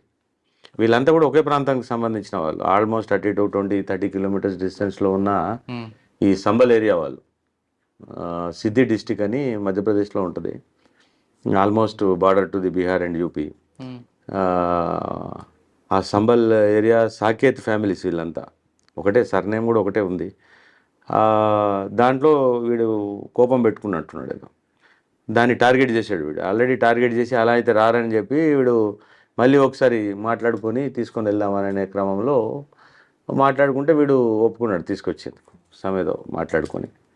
12:45 ఆ టైంలో వాడు అక్కడికి అంత నైట్లో అంత లోన్లీ ప్లేస్కి తీసుకెళ్లారు. దేంట్లో? ఆటో మాట్లాడుకొని వచ్చారు వీళ్ళు. మనకు అక్కడ లక్కీలో ఏంటంటే ఈ మధ్య మనం సీసీ కెమెరాస్ మీద వర్క్ బాగానే జరుగుతుంది. అక్కడ ఎదురుగానే ఆదిత్య హౌసింగ్ కోఆపరేటివ్ సొసైటీ ఉంటుంది. దానికి ఎంట్రీకి ఉన్న కెమెరాస్లలో క్లియర్గా వీళ్ళు ఒక ఆటోలో వచ్చి దిగి కాసేపు చేసి వెళ్తున్నట్టుగా ఉంది. కాబట్టి 12:45కి అమ్మాయిని తీసుకుని ఆటోలో వచ్చాడు. 12:45కి వచ్చాడు. 12:45కి వీళ్ళందరూ కలిసి వెళ్ళారు ఆటోలో, అంటే లోపలికి సెక్లూడెడ్ లోపలికి ఇంటీరియర్ ప్లేస్కి. అక్కడ నుంచి జనరల్గా అయితే ఆ ప్లేసు ఎవరు పోరు అక్కడికి ఆ చీకట్లో. ఆ మెయిన్ రోడ్లో కాస్త అటు ఇటు చూసి ఎవరు చూడట్లేదని ఆపుకొని దిగి 5 లోపలికి వెళ్ళారు. ఫస్ట్ వీళ్ళిద్దరు వెళ్ళారు, వెంటనే వీళ్ళని 3 వెళ్ళారు. మాకు తెలుస్తుంది ఇప్పుడు వచ్చిన ఇంకా వాళ్ళు రాలేదు, ఇంకా స్టిల్ మధ్యప్రదేశ్లో ఉన్నారు. అంటే ఎంటర్ కావడంతో ఒక 5 minutesలోనే వీడు ఫస్ట్ వాడిని అంకిత్ని చాక్ తోటి కొట్టారు. ఆ పెనుగులాటలో ఆ బోల్డర్ తోటి చంపేసినట్టు తెలిసింది. తర్వాత మళ్ళీ ఒక 10 మినిట్స్లోనే అక్కడ నుంచి వీళ్ళు ఇక్కడికి వచ్చి ఈ అమ్మాయి సెక్స్ కోసం పక్కకు తీసుకెళ్లారు, ఆ అమ్మాయిని కొట్టేశారు అని ఇప్పటికున్న ఇన్ఫర్మేషన్. అంటే కేవలం తీయొద్దు, వీడియో తీయొద్దు అన్నందుకే కాకపోవచ్చు, నేను అది ఒక్కటి దాని మీద ఏదైనా బేస్ అని అనుకుంటున్నాము. యాక్చువల్లీ ఇంత చిన్న రీజన్కి ఉండకపోవచ్చు, ఏదైనా ప్రీవియస్ ఎనిమిటీ కూడా ఏమైనా ఉందా అనేది చెక్ చేసుకోవాలి. వాళ్ళు వచ్చిన తర్వాత క్లారిటీ వచ్చిన తర్వాత క్లారిటీ వస్తుంది. అంటే అక్కడ మన వాళ్ళు అడిగారు ఉంటారు కదండి, అడిగి వాడికి ఉంటారు కానీ హ్యాబిట్ ఉందా? అంత ఈజీగా అక్యూడ్ కన్ఫెస్ చేయడు. రీజన్ అంత ఈజీగా మనం అడగగానే చెప్పడు వాడు. అవును, ఏదో ఒకటి చెప్తుంటాడు. కొంత టిపికల్గానే అనిపించింది ఈ చిన్న రీజన్కి. వాడిని కస్టడీ తీసుకున్న తర్వాత మీకు క్లారిటీ వస్తుంది. మళ్ళీ కస్టడీ తీసుకుని మేము ఇక్కడ మన ప్రాంతానికి వస్తే తప్ప విన్నారు కదా, అవును, ఇక్కడికి వస్తే వింటారు. అది. సార్ టాస్క్ ఫోర్స్ తర్వాత ఎక్కడికి వచ్చారు మీరు? టాస్క్ ఫోర్స్లో నుంచి ప్రమోషన్ వచ్చిందండి. ప్రమోషన్ వచ్చిన తర్వాత నేను అప్పుడు సిటీ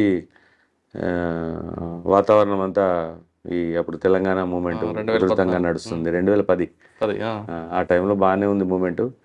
అప్పుడు లూప్ లైన్ కావాలని అనుకుని నేను పీటీసీ అంబర్పేటకి వెళ్ళాను, ఓకే, ట్రైనింగ్ కాలేజీకి వెళ్ళాను. అక్కడ ఒక టర్మ్ పనిచేశాను, ఒక sub inspectors ASI to SIs. అప్పుడు 6 months ట్రైనింగ్ ఉండేది. ఒక బ్యాచ్ ట్రైనింగ్ అయ్యేంత మటుకు అక్కడ ఉండి పీటీసీ అంబర్పేటలో పనిచేసాం. ఒక బ్యాచ్కి ట్రైనింగ్ ఇచ్చిన సాటిస్ఫాక్షన్, ఎస్ఐస్ ట్రైనింగ్ ఇచ్చాం. తర్వాత అక్కడ నుంచి మళ్ళీ city back, Hyderabad city back వచ్చాం.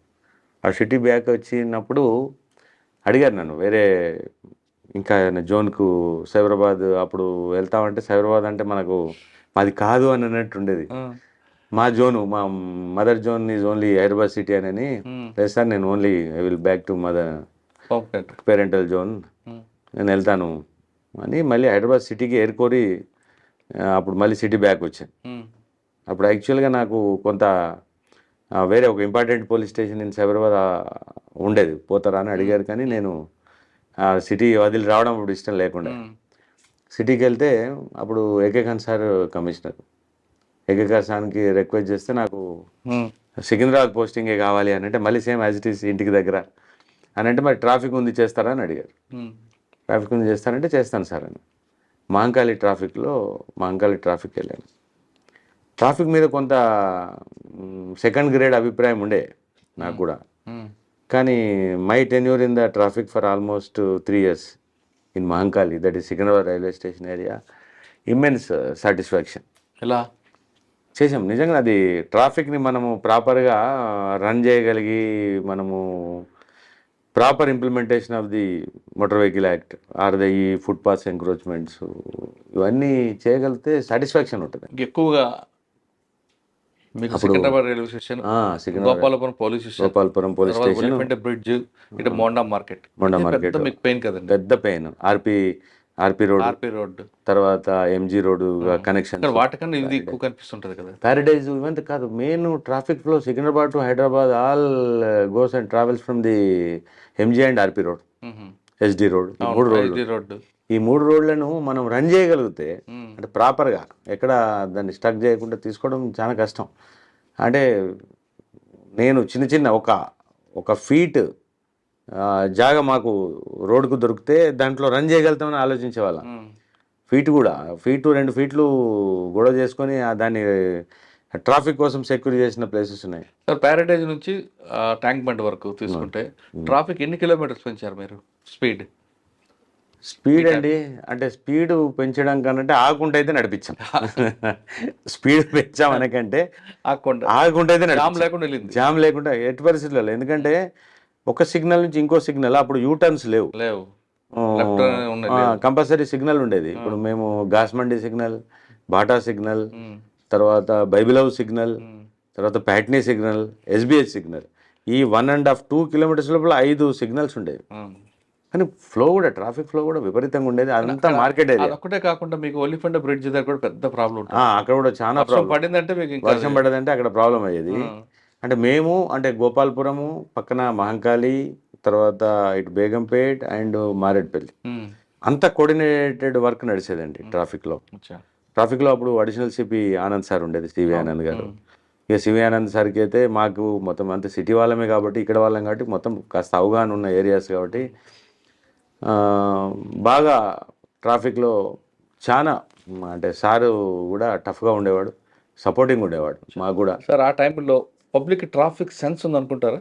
తక్కువ అండి, ట్రాఫిక్ సెన్స్ ఉండదు. కానీ కొంత అంటే మనము గట్టిగా పనిచేస్తే ఈ చాలన్లు గీలన్లు జోలికి పోకుండా, అంటే అది అవసరమే, అది కాదు లేదు ట్రాఫిక్ అంటే మీరు ఇంప్లిమెంటేషన్. ఎక్కువ ఎన్ఫోర్స్మెంట్కి ఇచ్చేవారా, ఎడ్యుకేషన్కి ఇచ్చేవారా? నేను తక్కువ అండి, నేను పర్టికులర్గా ఎన్ఫోర్స్మెంట్కి తక్కువ వాల్యూ ఇచ్చేవాడిని, ఉండి నడిపించేవాళ్ళము. కానీ చేసే 10 కేసులైనా టఫ్గా చేసేవాళ్ళు, ఎదుటోడు ఎవడైనా ఉండే. ఎడ్యుకేషన్కి ఎడ్యుకేషన్ చేసేవాళ్ళు, ఎడ్యుకేషన్ తర్వాత ఇంప్లిమెంటేషన్ కూడా.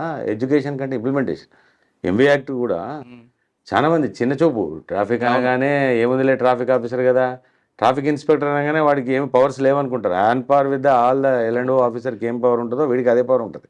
సార్ ట్రాఫిక్లో మీరు ఉదయం నుంచి పనిచేస్తారు, 8 అవర్స్ డ్యూటీ. కానీ మీరు మీ వాళ్ళందరూ 12 గంటలు పనిచేసే రోజులు కూడా ఉంటాయి. లాస్ట్ మూమెంట్లో వాడు వచ్చి ఏదో మాట్లాడి ఇరిటేషన్తో చాలా వస్తారు. చాలా ఇరిటేషన్ అది ఎంత ఆ పేషెన్స్ ఎలా తీసుకొస్తారు? పేషెన్స్ బండి ఆపగానే మీ పేరు అడుగుతాడు, అన్ని రకరకాలు ఉంటాయి కదా. పేరు అడుగుతారు, అన్ని అడుగుతారు. మన ఉద్యోగం మార్నింగ్ సెక్షన్ లో అంటే కొంచెం ఎనర్జీ ఉంటుంది, అది క్రమేపీ తగ్గుతుంటే అన్నట్టు కరెక్ట్. ఖచ్చితంగా అందరు ఆఫీసర్లకు అక్కడ బీపీలు షుగర్లు వచ్చేస్తాయి. ట్రాఫిక్ లో గిట్ట ఒకవేళ దిల్తో పనిచేస్తాం, మనం కూడా క్యాజువల్ గా పనిచేస్తే ఏమి ఉండదు, కానీ దిల్ మీద పనిచేస్తే చాలా ఇరిటేషన్ ఉంటుంది. ఎందుకంటే లా అండ్ ఆర్డర్ లో మేము కూర్చొని ఉంటాం, వచ్చినోడు నిలబడి మాట్లాడు. సపోజ్ వచ్చినోడు మన ప్లేస్కి వచ్చి మాట్లాడతారు కాబట్టి వాడు కంట్రోల్ ఉంటాడు. ట్రాఫిక్ లో మేము వాని ప్లేస్కి వెళ్తాం, రోడ్డు మీద కూర్చుంటాడు, బండి మీద వాడు కూర్చుంటాడు, మేము రోడ్డు మీద మేము నిలబడి ఉంటాం కాబట్టి వానికి మనం చాలా చిన్న చూపు కనబడు. వాడు చాలా ఎక్కువ మాట్లాడతాడు. సినిమాలో వారెంట్ ఉందా అని అనే టైప్లో మాట్లాడుతుంటారు. వారెంట్లు ఉండవు, arrest is arrest. Arrest even that arrest is there in the MV act also. చాలా మందికి ఏం తెలియదు అంటే ఎంవీ యాక్ట్లో కూడా అరెస్ట్ చేయొచ్చు, ఉండొచ్చు, కానీ వాళ్ళ తెలియదు. అది తెలియదు. ఎంవీ యాక్ట్లో అరెస్ట్ చేయొచ్చు. అరెస్ట్ చేసే క్రమంలో రెసిస్ట్ చేస్తే మేము ఫోర్స్ యూజ్ చేయొచ్చు, అంటే 2 వీక్ వచ్చు. అవును, అంటే force, using of the force. చాలా మంది ఏమంటారు, కొట్టడం మాకేమి షోకై కొట్టరండి, ఎవడు షోకై కొట్టడు. ఓన్లీ ఎప్పుడైతే మాకు విధులకు ఆటంకం కలిగిస్తాడో, మేము అప్రహెండ్ చేసేటప్పుడు అడ్డం పడతాడో అప్పుడే మేము ఫోర్స్ యూజ్ చేస్తాం తప్ప అడ్డంగా మాకేమి పని లేక ఫోర్స్ ఎవడు యూజ్ చేయడం. లేని కోపాన్ని ఎందుకు తెచ్చుకుంటారండి ఆఫీసర్ కూడా? లేని కోపం కాదు, చాలా కోపం ఉంటే మా వాళ్ళు ఇంకా చాలా కంట్రోల్ ఉంటారు. అదే అన్న, ఉన్న కోపం తెచ్చుకుంటే ఎవరు ఉండడు, తీసుకొస్తాడు కదా, చాలా ఇరిటేషన్ తీసుకొస్తారు, చాలా మాట్లాడు. జనరల్గా ఎంబీ యాక్టే కాకుండా మీకు విధులు కట్టుకున్నందుకు 353 అప్పుడు 353 ఉంటుంది, ఇందులో 179 ఉంటుంది. That is all there. CV Anand sir body camera పెట్టారు, బాడీ కెమెరా స్టార్ట్ చేశారు. దానివల్ల బెనిఫిట్ వచ్చింది. అంటే ఎదుటోడు బిహేవియర్ అర్థమవుతుంది. చాలాసేపు ఏం చేస్తారంటే వాడి బిహేవియర్ ఎవడు చెప్పుకోడు, మా పోలీస్ వాళ్ళ మీద నెపని నెట్టేస్తారు. ఏమని పోలీసు ఎవరు అది తిట్టాడు, ఇది తిట్టాడు, చేయి చేసుకున్నాడని. ఫస్ట్ వాడు చేసిన పని ఎవడు చెప్పడు. ఇప్పుడు నేను మీకు ఒక ఎగ్జాంపుల్ చెప్తాను. ఒక వెహికల్ ఒక దగ్గర సిగ్నల్ జంప్ అయి వెళ్తుంది.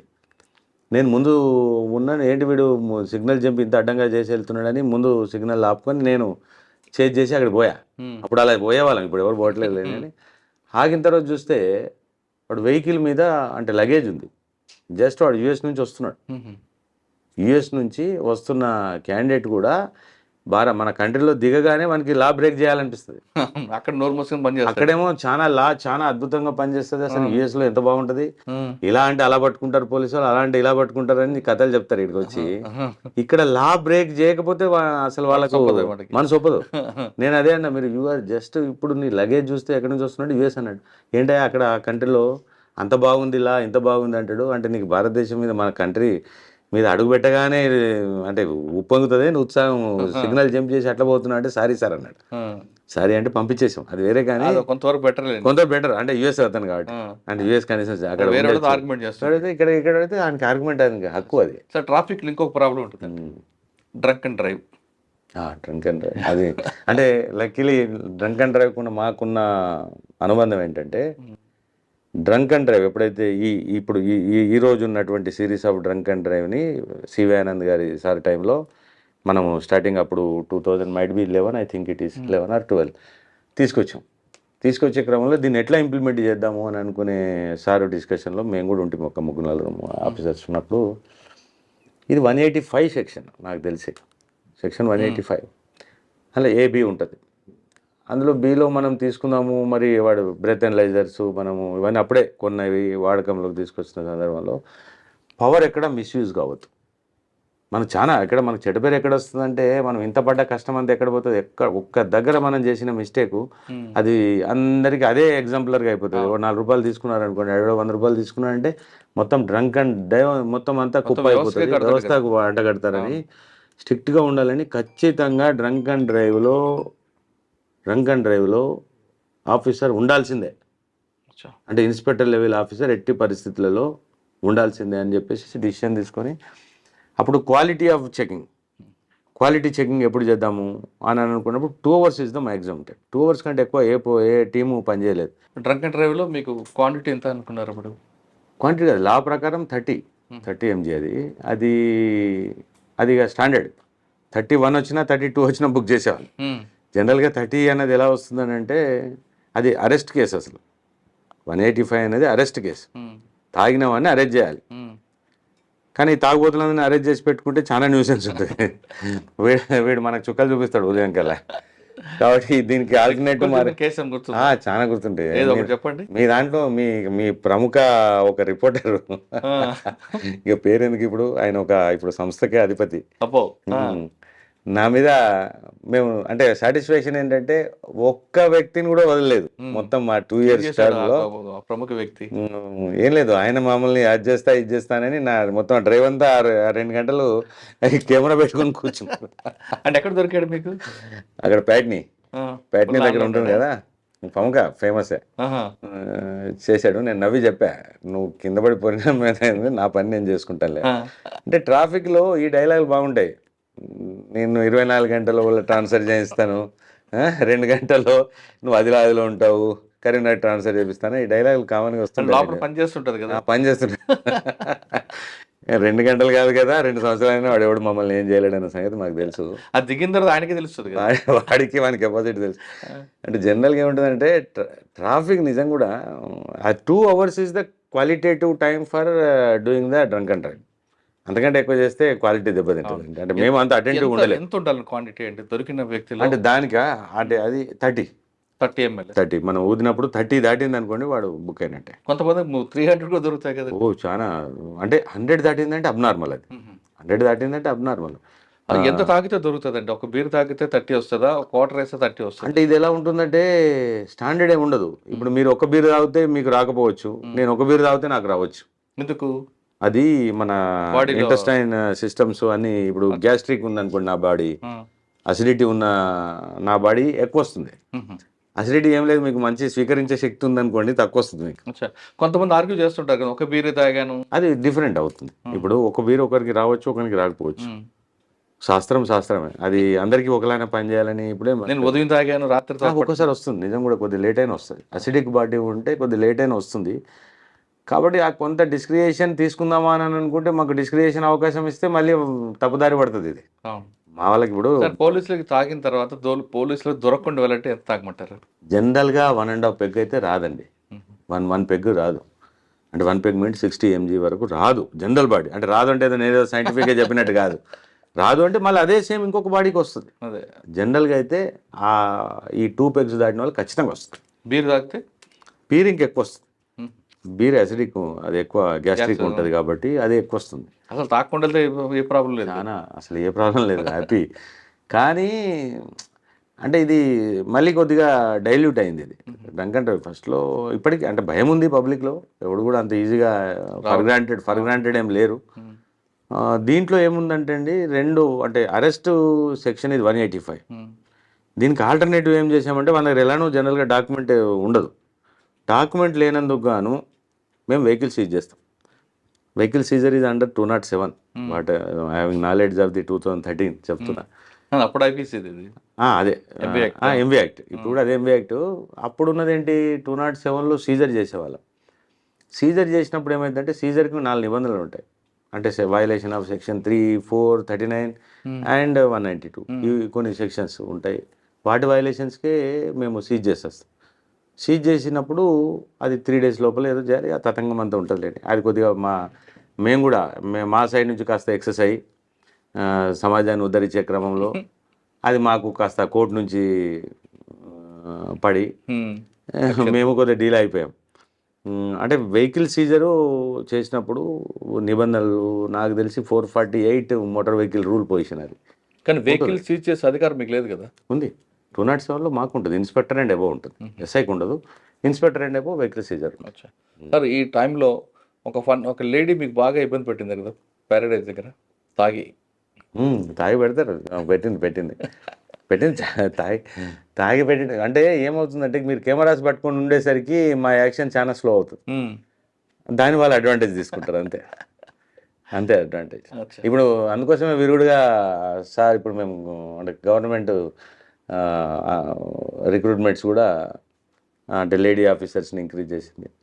ఇక్కడ డ్రంక్ డ్రైవర్ లేడీస్ కూడా ఉంటారు, పెడతాం కదా, లేడీ ఆఫీసర్స్ ఉంటారు. అమ్మో లేడీ ఆఫీసర్స్ బాగా ఇరిటేషన్ చేస్తారు కదండి, ఎలా కంట్రోల్ చేస్తారు మరి? అంటే మీ పేషెంట్స్ ఎలా కంట్రోల్ పేషెంట్స్ అందుకోసం ఆ కంట్రోలింగ్ క్రమంలోనే మా బీపీ పెరుగుతుంది అంతే. మేము ఫ్రీగా రియాక్ట్ అయిపోతే మా బీపీ పెరగదు, డౌన్ అయింది.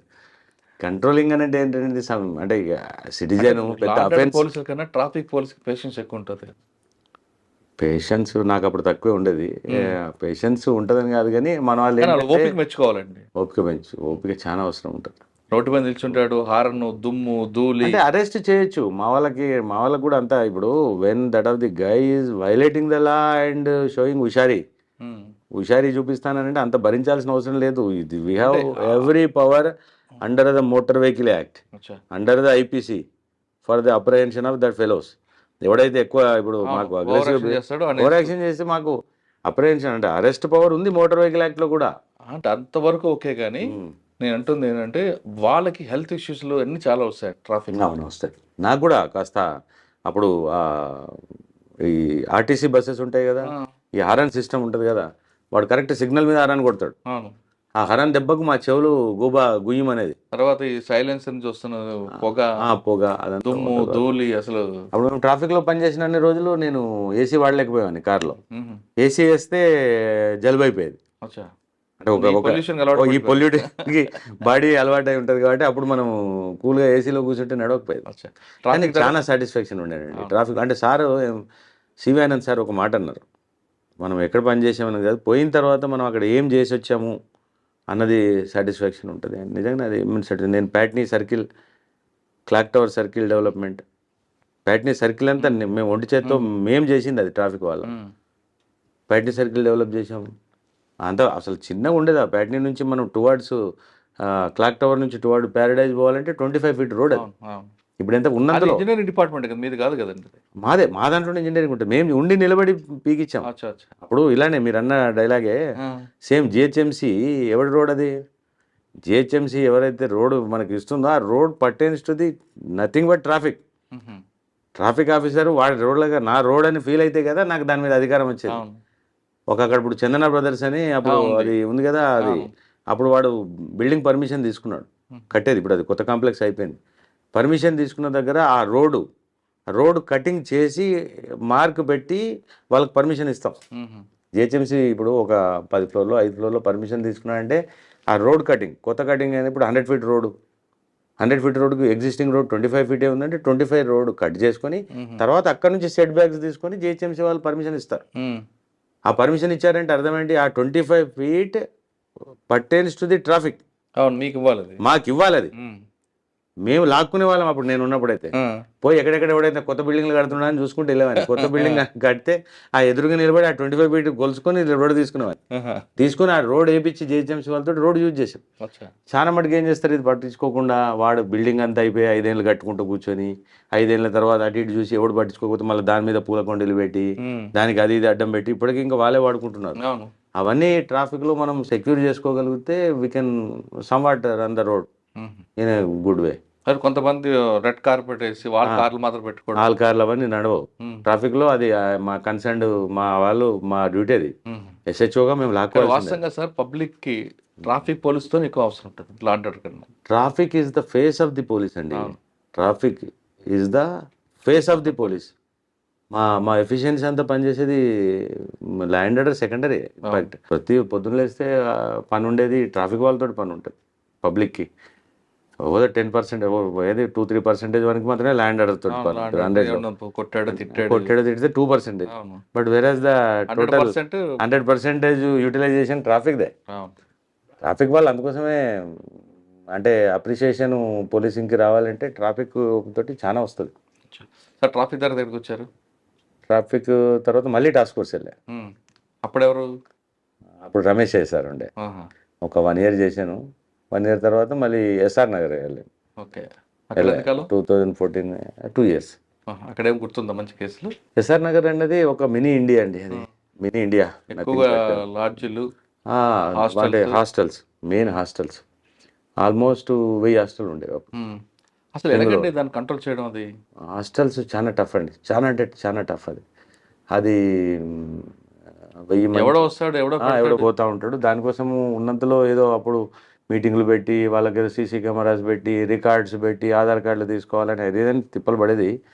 కానీ ఆ ఫ్లోటింగ్ పాపులేషనే ఒక అరౌండ్ 50,000 నుంచి 70,000 ఉండేది స్టూడెంట్స్.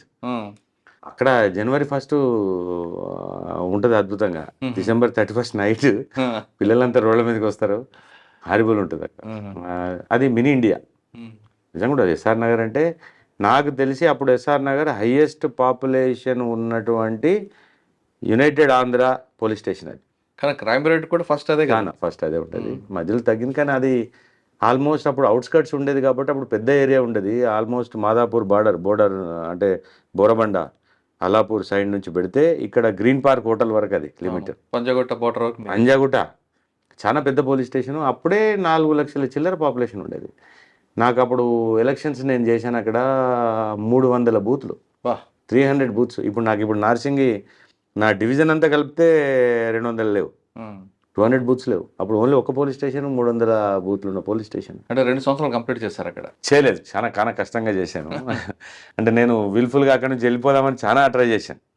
అంటే ఎందుకు వర్క్ లోడ్ ఎక్కువ? వర్క్ లోడ్ కాదు, ఎందుకో నాకు నచ్చలేదు. నేను వెళ్ళిపోదామని అనుకున్నా. లూప్ లైన్కి నగర్ పోలీస్ అందరు చాలా కోరి పోతారు, బాగా కవర్లు వస్తాయి అనుకుంటారు. పోయారు. కానీ నాకెందుకో మొదటి నుంచి అది నాకు అప్పుడు అనురాగ్ శర్మ సార్ నాకు ఎస్ఆర్ నగర్ పోస్టింగ్ ఇచ్చారు. నేను సార్కి ఇమీడియట్గా 2వ రోజు పోయి అడిగా, సార్ నాకు చిన్న పోలీస్ స్టేషన్ ఏదైనా మాంకాలి ఆ మార్కెట్ లాంటి చిన్న పోలీస్ స్టేషన్ ఇవ్వండి, అది చాలా పెద్ద పోలీస్ స్టేషన్ సార్ అని అంటే, లేదురా నువ్వు అక్కడికి వెళ్ళి అక్కడే పని చేయన్నాడు. అప్పుడు ఆఫీసర్లు ఒకసారి పోస్టింగ్ ఇస్తే వెనకకి తగ్గేవాళ్ళు కాదు. ఇంకా తప్పదనుకుని వచ్చి చేశాను. తర్వాత అప్పుడు మళ్ళీ మహేందర్ రెడ్డి సార్ వచ్చినాక మళ్ళీ వేరే లెవెల్లో ట్రై చేశాను. నేను ఎస్ఆర్ నగర్ నుంచి వెళ్ళిపోవాలి లూప్ లైన్కి. జిహెచ్ఎంసీ విజిలెన్స్ కోసం అని విజిలెన్స్ చేయించుకున్నాను నేను. అప్పుడు అక్కడ నా సీనియర్ సత్యనారాయణ సార్ అప్పుడు జిహెచ్ఎంసీ విజిలెన్స్లో చేశారు. మంచి మిత్రుడు కాబట్టి అప్పుడప్పుడు వెళ్ళేవాడిని. ఆ కంఫర్ట్ అనిపించింది. అది చాంబర్ గట్రా బాగానే ఉండేది. ఇదేదో బెటర్ ఉన్నట్టుంది విజిలెన్స్, ఈ ల్యాండ్ ఆర్డర్ ఎక్కడ అని చెప్పేసి వెళ్ళిపోదామని చాలా ట్రై చేయాల్సి వచ్చింది. పోయేందుకు నేను పోస్టింగ్ కోసం కాదు, ఎస్ఆర్ నగర్ నుంచి బయటపడాలి అని అంటే ఒక 1 year సీరియస్గా ఎఫర్ట్ చేస్తే తప్ప మహేందర్ రెడ్డి సార్ నన్ను వదలలేదు. సార్ ఆఖరికి కోపం చేసి తిట్టి, నీకు చాలా ఎక్కువ అలవాటు అయిపోయింది లూప్ లైన్, ఎప్పుడు నువ్వు అంటే లూప్ లైన్ అంటున్నావు అని చెప్పేసి, లేదు సార్ కంపల్సరీ నేను పోతాను సార్ అని గొడవ చేసుకుని బయటపడ్డా. ఎస్ఆర్ నగర్ కూడా పెద్ద పోలీస్ స్టేషను, అన్ని మతాలు అక్కడ ఏముంది, మినీ ఇండియా. సిక్ కమ్యూనిటీ పెద్దగా ఉంటుంది. లోకల్ తెలంగాణైట్స్, ఆంధ్ర, ముస్లిమ్స్, సుల్తాన్ నగర్, ఎర్రగడ్డ అదంతా ముస్లిమ్స్. చాలా అన్ని బాగుంటాయి కానీ అక్కడ ఒకటే హాస్టల్ నుంచి డబ్బులు వస్తాయి అనేది ఎక్కువ వెళ్తుంటారు చాలా మంది. డబ్బులు వస్తాయి సార్, డబ్బులు తీసుకోవాలనుకున్నాడు ఎక్కడైనా వస్తాయి. మీకు ఇంకొకటి చెప్తున్నాను, పోలీసులో ఫ్యాక్టర్, తీసుకోను అన్నోడికి ఎక్కడ రాదు. సాధగానోడికి అంటే అంటారు చూడండి, ఆడు ఏడున్నా ఇప్పుడు తైలంబు తీయవచ్చు అనే టైపులో వాడు తీయాలనుకున్నాడు ఎక్కడ చేసి కమాటిపుర కాలపత్తాలు కూడా సంపాదించిన వాళ్ళు ఉంటారు. కాస్త ఏమంటారు షాన్కి వాల్యూ ఇస్తే రాదు, ఎక్కడ ఉన్నా రాదు. వాల్యూ ఎక్కువ, హ్యూమన్ వాల్యూస్, మనం పనిచేసిపోయిన దగ్గర మనకున్న విలువ ఏంటి అనే దాన్ని బట్టి ఆధారపడి ఉంటుంది. ఎస్ఆర్ నగర్ తర్వాత అంటే ఎస్ఆర్ నగర్ తర్వాత అదే జిహెచ్ఎంసీ విజిలెన్స్కి వచ్చాను. ఓకే. అక్కడ ఆడ ఆల్మోస్ట్ 1 year 8 months. ఆ క్రమంలో నాకు ఆ జిహెచ్ఎంసీ విజిలెన్స్ కూడా ఒక గుడ్ ఎక్స్పీరియన్స్. మంచి అంటే మున్సిపాలిటీ వాళ్ళు ఏం పని చేయరు, ఏదో అని మనం అన్ని ఎప్పుడైనా తిట్టాడు మున్సిపాలిటీలో పని చేస్తున్నావు అని అంటారు కదా, పోలీసులో పని చేస్తున్నావు మున్సిపాలిటీలో పని చేస్తున్నావు అంటాం. కానీ మున్సిపాలిటీ వాళ్ళు కూడా పాపం ఉదయం లేచి 4:30 నుంచి పని చేస్తారనేది అక్కడ పోయిన తర్వాత నేను చూశాను. ఈవెన్ డీసీస్, డిప్యూటీ కమిషనర్స్ కూడా 4 గంటలకు వాళ్ళు రౌండ్కి వెళ్తారు, రోడ్డు మీదకి వెళ్తారు. అక్కడ ఎంత ఫోర్స్ ఎంత, అది వేల ఫోర్స్ ఉంటుంది. ఆల్మోస్ట్ 12,000 మంది ఉదయం లేస్తేనే పారిశుద్ధ్య కార్మికులు రోడ్డు మీదకి వస్తే వాళ్ళని సూపర్వైజ్ చేసే ఎస్ఎఫ్ఏలు, వాళ్ళ మీద ఏఈలు, వాళ్ళ మీద డీసీలు చేస్తారు. కానీ అక్కడ బదనాం కారణం ఏంటంటే జిహెచ్ఎంసీలో మెయిన్గా ఈ టౌన్ ప్లానింగ్ వింగ్. ఆ టౌన్ ప్లానింగ్ వింగ్ కూడా ఏంటంటే వాళ్ళకి అక్కడ పెద్దగా మిషనరీ ఉండదు. మేము చూసాం కదా, టౌన్ ప్లానింగ్ మొత్తం జోన్కి అంతా కలిపి ఒక ఆఫీసర్ ఉంటాడు, AC, assistant commissioner of town planning, DPS. వాళ్ళు ఏంతుంటారు, 2-3 ఉంటారు. వాళ్ళు 4-5 కలిసి మొత్తం కలిపి జోన్ ఉద్ధరించడం అన్నది జస్ట్ ఇంపాసిబుల్. వాళ్ళు కూడా అక్కడ కరప్షన్ ఎందుకు అవకాశం ఎందుకు ఉంటుంది అంటే వీడు వీడు వీడు తప్పు చేస్తాడు కాబట్టి. వీడు ఏం చేస్తాడు, వీడు ఒక ఫ్లోర్ వాడుకొని 4 ఫ్లోర్లు వేస్తుంటాడు. అది కరెక్ట్. 60 గజాలలో 6 ఫ్లోర్లు వేస్తుంటే ఇంకేమంటాడు వీడు. వీడు కూడా ఏం చేస్తాడంటే, వీళ్ళు పోయిన వాళ్ళు ఎక్కడైతే నడుస్తుందో అక్కడ నడిపిస్తారు, ఎక్కడైతే నడవదో అక్కడ నడిపారు పాపం వీళ్ళు. పోరు ఎక్కడైతే నడవదో వాళ్ళు అక్కడ రిటర్న్ వచ్చేస్తారు. అన్నిటి దగ్గర కరప్షన్ ఏమి ఉంటుంది, కరప్షన్ అన్ని దగ్గర ఏమి ఉండదు. ఆయన ఏం తీసుకుని వస్తారు అంతే, తీసుకున్న దగ్గర అమికబుల్ వేలో నడిపించుకుంటుంటారు. రియల్గా హైడ్రా అనేది చాలా అసలు రిక్వైర్డ్ టు ది హైదరాబాద్. ప్రజలకు ఒక చట్టము, టౌన్ ప్లానింగ్ యాక్ట్ ఉంది, ఒక జిహెచ్ఎంసీ అనేది మర్చిపోయారు అందరూ, మున్సిపాలిటీస్ మర్చిపోయారు. వాడు ఇంక ఉల్టా వాడు ఏడుపేముంటుందంటే నన్ను కట్టుకొనియట్లేదు అంటాడు. వీడు తీసుకునే పర్మిషన్ ఎంత, వీడు కడుతుంది ఎంత. 50 గజాలలో 6 ఫ్లోర్లు కడుతుంటే మా దగ్గర ఇప్పుడు ఎస్ఆర్ఆర్లో బాపు నగర్ అని ఉంటుంది. అవును, 50 గజాలు 5 ఫ్లోర్లు 6 ఫ్లోర్లు బిల్డింగ్లు ఉంటాయి అక్కడ. ఎంత అన్యాయం ఇది. అందులో ఏమన్నా ఫైర్ యాక్సిడెంట్ అయితే కనీసం ఎంట్రీ కూడా కొట్టలేము మన లోపలికి. సెట్ బ్యాక్ ఏమి ఉండదు కదండి. ఏముండదు అందులో. 40 ఫీట్ రోడ్లు అవి. 40 ఫీట్ కాదు, 40 ఫీట్ ఎక్కడిది, 7-8 ఫీట్లు ఉంటాయి. బా, మీరు గట్టిగా మోటార్ సైకిల్ పోతుంది లోపలికి, అంతే, కారు కూడా పోదు అక్కడ. అయినా వాడు అక్కడ నా రైట్ అంటాడు, నేను 10 ఫ్లోర్లు ఉన్నా అంటాడు, 10 ఫ్లోర్లు కడతా అంటాడు. కాబట్టి Hydraa is really required for the today's society. కానీ అది మధ్యలో కొద్దిగా మీ వాళ్ళు బాగా బదనాం చేశారు. కానీ నిజం కూడా, అంటే పేదవాళ్ళు బదనాం చేయలేదు కానీ అంటే స్టార్టింగ్ లో ఒక అనుమానం ఉంది. కానీ ప్రెసెంట్ అయితే అది హైడ్రా రియల్లీ రిక్వైర్డ్. అది నేను కూడా చెప్తున్నా, మా పోలీస్ వాళ్ళగా అయితేనే చేస్తారు హైడ్రా జాబ్. మళ్ళీ అది వేరే మీరు టౌన్ ప్లానింగ్ కు మళ్ళీ వేరే అధికారులకు అప్పచెప్తే పోయా. అంటే ఎవరున్నా పోలీస్ ఆఫీసర్ తోటే పాసిబుల్ అయ్యేటటువంటి ఉద్యోగం హైడ్రా. అంటే మేము రఫ్గా చేస్తామని కాదు, అది రిక్వైర్డ్ కూడా. మీరు అదే జాబ్ చేయండి, టౌన్ ప్లానింగ్ వాళ్ళకి ఇవ్వండి, పాపం చేయలేరు, పారిపోతారు. అంటే మీ ట్రైనింగ్ వేరు అన్నీ ఉంటాయి కదా. అన్నీ ఉంటాయి. మాకు తట్టుకునే తత్వం ఉంటుంది. నిజం, ఇప్పుడు మంచి ఫోర్స్ ఇచ్చారు అక్కడ. సార్ అక్కడ నుండి విజిలెన్స్ నుంచి ప్రమోషన్ వచ్చిందా? విజిలెన్స్ నుంచి లేదు, నార్సింగ్ వచ్చానండి. ఓకే, విజిలెన్స్ నుంచి నార్సింగ్ కూడా ఎందుకు వచ్చానంటే మళ్ళీ సేమ్ రెసిడెన్స్. అప్పుడు మా అబ్బాయి ఇక్కడ సిబిఐటికి జాయిన్ అయ్యాడు. ఆయన కోసం వచ్చారా? నిజంగా అందుకోసం సిబిఐటిలో జాయిన్ అయ్యాడు. వాడికి చాలా లాంగ్ అవుతుంది. అప్పుడు సజ్జనార్ గారు సండేలే సార్, సందీప్ సండేలే సార్. నర్సింగ్లో ఎంతకాలం పనిచేశారు? Almost 3 years, 2.5 years. మీరు అప్పుడు సందీప్ షాడీల గారు, తర్వాత స్టీఫెన్ రవీందర్ గారు, సజ్జనార్ సార్, సజ్జనార్ సార్. ఏం నేర్చుకున్నారు ముగ్గురు దగ్గర? ఏం గుర్తుండిపోయాయి మంచి కేసులు? చాలా ఉందండి. Narsingi growing area, good people, public చాలా మంచి వాళ్ళు ఇక్కడ నార్సింగ్ మట్టుకునే చెప్పి. కానీ ఎక్కువ ల్యాండ్ డిస్ప్యూట్స్ డబ్బులు వస్తాయి అంటారు కదా. ల్యాండ్ డిస్ప్యూట్స్లో డబ్బులు అదే చెప్పాయి, కాలపత్రాలు కూడా వస్తాయి, కమాటిపురాలు కూడా వస్తాయి. డబ్బులు రావడం రాకపోవడం అనేది పాయింట్ కాదు. ఇక్కడ ఏంటంటే ల్యాండ్ డిస్ప్యూట్స్ ఉన్నాయి. అప్పటికే ఆల్మోస్ట్ రైజింగ్లో ఉండే. కానీ పొజిషన్ చేంజ్ చేయడానికి అప్పుడు ఉన్న ఆఫీసర్లు ఎవరు ఒప్పుకోలేదు. మేము కూడా టఫ్గా ఉండేది. సందీప్ సండేలే సార్ కానీ, ఈవెన్ ఎవరైనా కానివ్వండి. అప్పుడు తర్వాత ఎవరున్నారు సార్ కదా పొజిషన్, మహేందర్ రెడ్డి సార్ అప్పుడు డీజీ ఉండేది. మహేందర్ రెడ్డి సార్ డీజీ ఉన్న రోజులు తెలుసు కదా, మానిటరింగ్, సూపర్ డూపర్ మానిటరింగ్ ఉండేది. అది ఒక రకంగా మంచిదే.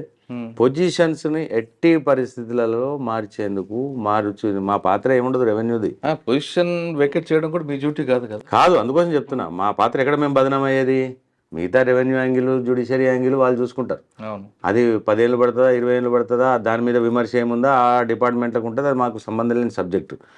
ఏం సంబంధం లేకున్నా పోలీసు వాడు జిందా తిలస్మస్ లాగా కనబడతాడు పబ్లిక్కి.